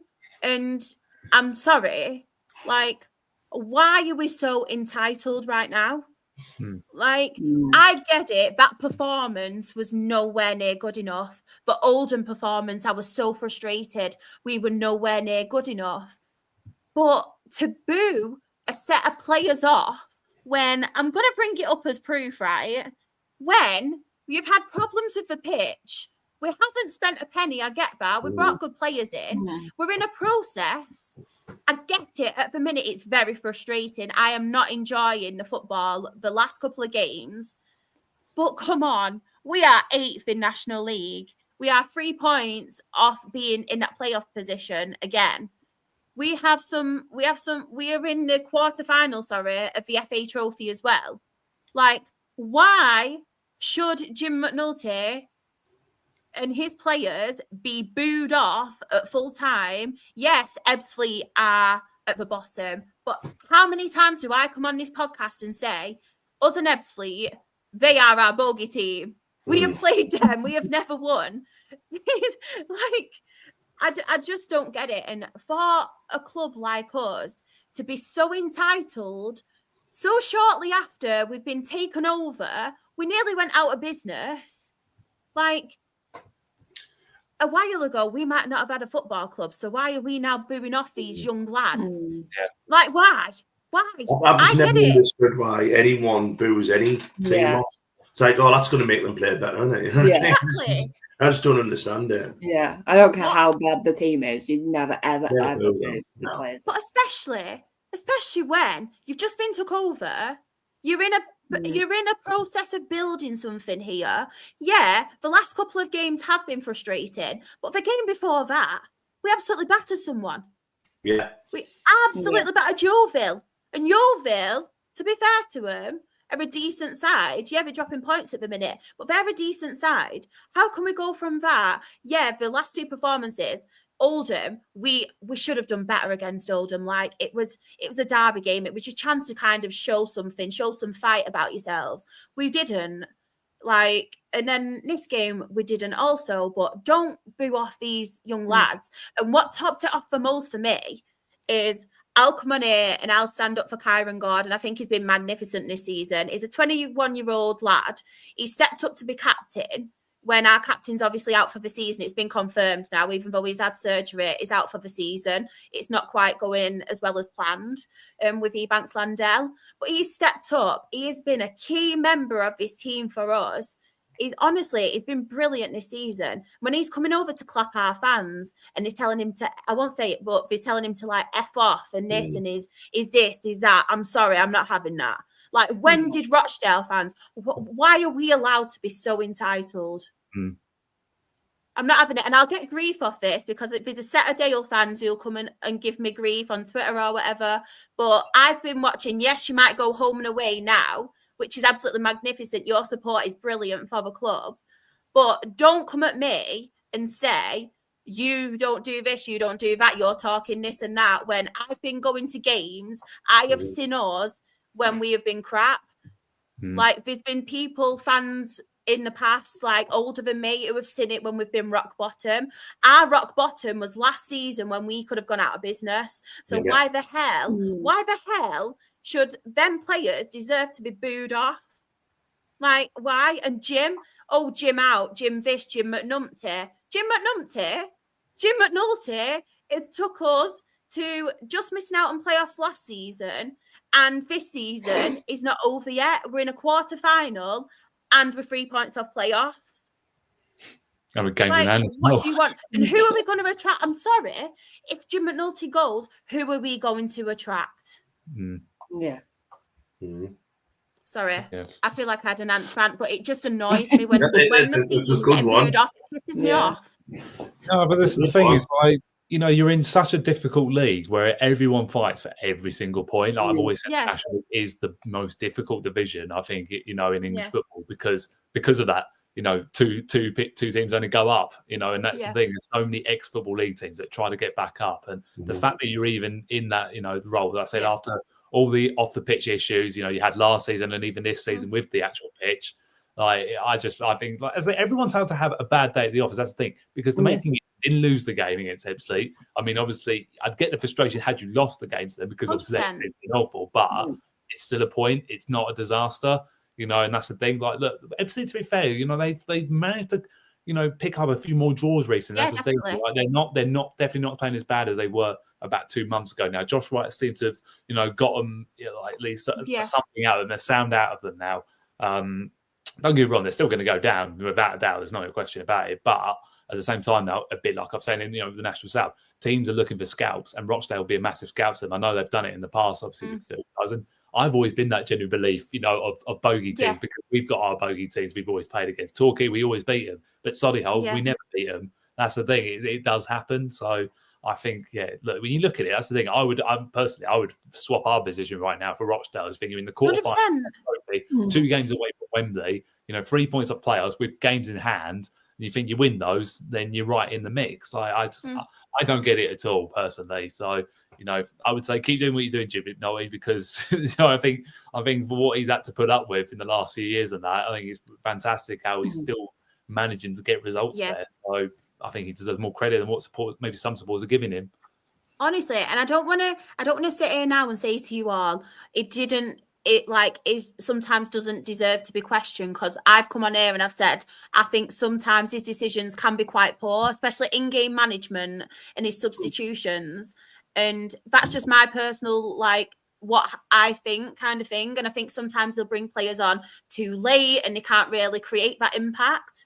I do get the fans' frustrations as well, because the last few games, the football hasn't been, and at the minute it's showing that it's kind of showing we look slow, we look tired, but I don't think our pitch is helping as well. Because honestly, one of the sides, it's like a sandpit. And you think the football that we play and the passing and the, it's like the possession-based football where you're constantly passing, you're going back to your keeper and that kind of thing. On that pitch, I'm sorry, but it's not going to be, you're not going to be playing your best there. And I don't want to blame it solely on that, but I just think they just need to give the head a wobble. We are not a team who can go. If we went up this season, which we're not going to, I'm sorry, we're not going to. We are not good enough to go up this season. We need to add a few players into the mix. I think what we've got now, the team we have got now, is a very good core of players, a very, very good one. We can keep these together and get a few more additions. Next season, maybe we could push on better. Playoffs would be brilliant, like just see what you can do kind of thing. If we were to go up, we will come straight back down. Like without a doubt, we will come straight back down. We are not ready at the minute. Definitely not ready. So I think some of these fans just need to enjoy what we've got at the minute. Kind of, we're winning games. We're not in League Two getting beat every single week. We're not in a situation like Morecambe. Like Jen, like I proper sympathise with you, and this is what annoys me most about our fans. Like you've got someone here like Jen. You've got Uncle Nick with Swindon. Yeah. But then you've got us who have been took over. They're not spending a lot of money yet on the team. They're bringing players in, like good players, but they're trying to get us stable off the pitch as well and kind of get our own training facilities and things like that and the bigger picture, which I think is magnificent. So I think we just need to be careful what we wish for kind of thing and kind of stop getting ahead of ourselves and being so entitled, because I'm sick of it. Like, when did Rochdale fans deserve to be so entitled? I'm sorry. I can say that because I am one. Why? We don't. Like, this is our level right now. Just deal with it. Sorry. Told you I'm in a sassy mood. I love it. And it's true, isn't it? It's true, why I'm on a rant for weeks, Shy. You've just completely blown any rant out the water. Exactly. It just winds me up so much. Yeah. Like, I get frustrations. I get it. Some games, we're all going to be bad. All of our teams have been bad at some point. But don't boo your team off when they're a bunch of young lads. Come on. Yeah. Especially when you're sitting just outside playoffs, you're not bottom of the league. Exactly. Luke as well, he's got his match report. So Wilston away, back to winning ways and in some style though. Fantastic performance all around. And Luke Hannah, some player when he wants to be, hopefully will kick on from this. I'm losing my voice now after that rant. Sadly, our game against Braintree was called off on Tuesday night, but we have Altrincham at home on Saturday and then Sutton at home. Should be a tricky test. Hopefully we can get through them. We'll quickly go to this. Do you know what really made me laugh, Ben? You know, my speech about Josh Stones and whether he'd fit in. Yeah. Who got the 3 goals for York? Who got a hat trick? Josh Stones. Josh Stones. I mean, back to winning ways as well. I know obviously we were against Woking, but very, very good win for them. And like I said, you talk about a player.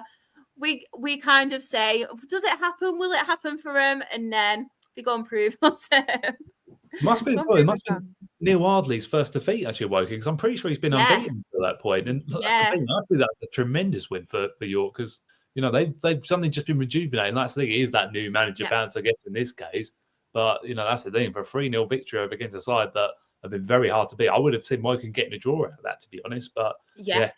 The big question, like I said for weeks, is like, can Pearce and Stones play together? But obviously, Stones is managing to find it. Is that going to kickstart his York career now? And could that be the difference now between pushing them towards that title, which is still so open at the moment, between them, Forest Green and Barnet? So I'm really looking forward to seeing how that pans out in the next month or so. On that as well, obviously, Barnet got a draw away at Boston. They did have a man sent off as well, but they dropped points. Altrincham, I say it every time, right? Honestly, I say it every single week. But I actually saw, I can't remember who put it on Twitter, and it was a thread about Alex Newby, because I come on and back him because he's like an ex-player of ours, and I've seen him before. He's playing really, really well. All eyes are on Regan Linney at the minute. but I didn't know already that Alex Noob is actually equalled his goal tally that he got last season. And just some of the goals that I watched of him, he's really, really performing very well this season for Altrincham. The assists are coming in. Obviously, like I said, he's scored 13 goals already. But something that I didn't really know about Alex Newby as well, he's very good with both of his feet. He's scoring and everything. He's a very versatile, very, very good finisher as well. So, again, I just wanted to give him some credit because I know a lot of National League podcasts and a lot of National League people on Twitter are always talking about Regan Linney, and Alex Newby does kind of go under the radar for them. So he's definitely one to watch out for. The problem is, I think, with Alex Newby at the minute, and what he did have was, I think he's good enough at the minute for National League and is a very good player. But I think that step up to the Football League, I know he went to Colchester after us and it didn't really work out. So hopefully he can kind of either stick with Altrincham and see what he can do there. And hopefully if they do want to push on and go to the Football League, he'll stay with them. But if not, get quite a good local move for him. He's actually from Barrow, so it'd be nice to see his journey and whether he's thinking, because I think he is quite deserving of a move to a Football League, Alex Newby. You could well do it though with Altrincham. That's the thing. Now they're 100%. I mean, I know obviously you've got games in hand over them, but they've certainly given themselves that shout now after a really slow start to the season. So I think game in hand is Altrincham. Yeah, 100%. Yeah. They need a massive amount of credit, management team, for that. They've turned it around there, and they've given themselves that chance again of getting in. The players as they were involved, last year. Yep. This as well, Maidenhead getting a big win against Southend. Very, very good win for them, isn't it? Yeah, Hartlepool as well. I mean, Southend, to be fair, they've clearly not recovered from that, trophy exit to Sittingbourne just last week. So that don't stay out then. You replay on Saturday. Oh, wow. It's Southend, is it? Away. You're in their curse. The way, though. Might win. Yeah, I mean, that's the thing. But even then, they're still being inconsistent recently. I know they're still, within a shout of the playoffs at the moment. But that's a big result for Maidenhead in terms of staying up in the division, really, because I don't think anyone would have seen that one coming. Because I had Maidenhead down, to be honest. I think they were pretty much finished. But again, Alan Derbyshire just keeps defying the odds of that team. They keep finding the way. I mean, they are one of those sides that are happy to be in that division because of the resources they've got and the stadium they have. So, but as long as they stay up and Fylde go down, then obviously I think a lot of us in the podcast would be quite happy about that, wouldn't we? I won't be. I won't be. Kevin Phillips is the manager. Oh yeah, true. Sack Kevin Phillips, and actually sack him before us, and then we can change that. Yeah. Just a quick look as well. Obviously, Hartlepool. I think that's a very good win away at Sutton for them. I know it was an own goal, but still massive win for them. Oldham as well. I can't discredit Oldham in any way. They're on form, great form at the moment. Mickey Mellon has really got them playing and be quite a consistent team at the minute. Obviously, as Luke mentioned, Gateshead on their win, and Halifax, I think they're kind of going under the radar at the moment. They had a lot of problems with their pitch, a lot of games in hand as well. Seem to be winning, Halifax, so they have picked up a lot of points recently. Woking obviously beating Dagenham 2-1. Hartlepool and Tamworth 2-2. Oldham versus Altrincham 2-2. Again, I think it was Regan Linney and Alex Newby who did score. They were 2-0 up, but then Oldham did come back. A great point for them. And then Southend, I said about Halifax. But yeah, picking up points. Great point for them. And then obviously Southend go and beat them 3-1. So that's a very good win for Southend. Much needed one. Let's go to the table now. So top of the National League, we have Barnet on 64 points. Forest Green Rovers are second on 62 points. York City are third on 60 points. Oldham Athletic are fourth on 55 points. Gateshead are fifth on 52 points. Halifax Town are sixth on 48 points. And Altrincham are seventh on 46 points. And then in the relegation zone, we have AFC Fylde, who are 21st on 28 points. Wealdstone are 22nd on 26 points. Boston United are 23rd on 20 points. And then we have Ebbsfleet United, who are bottom on 13 points.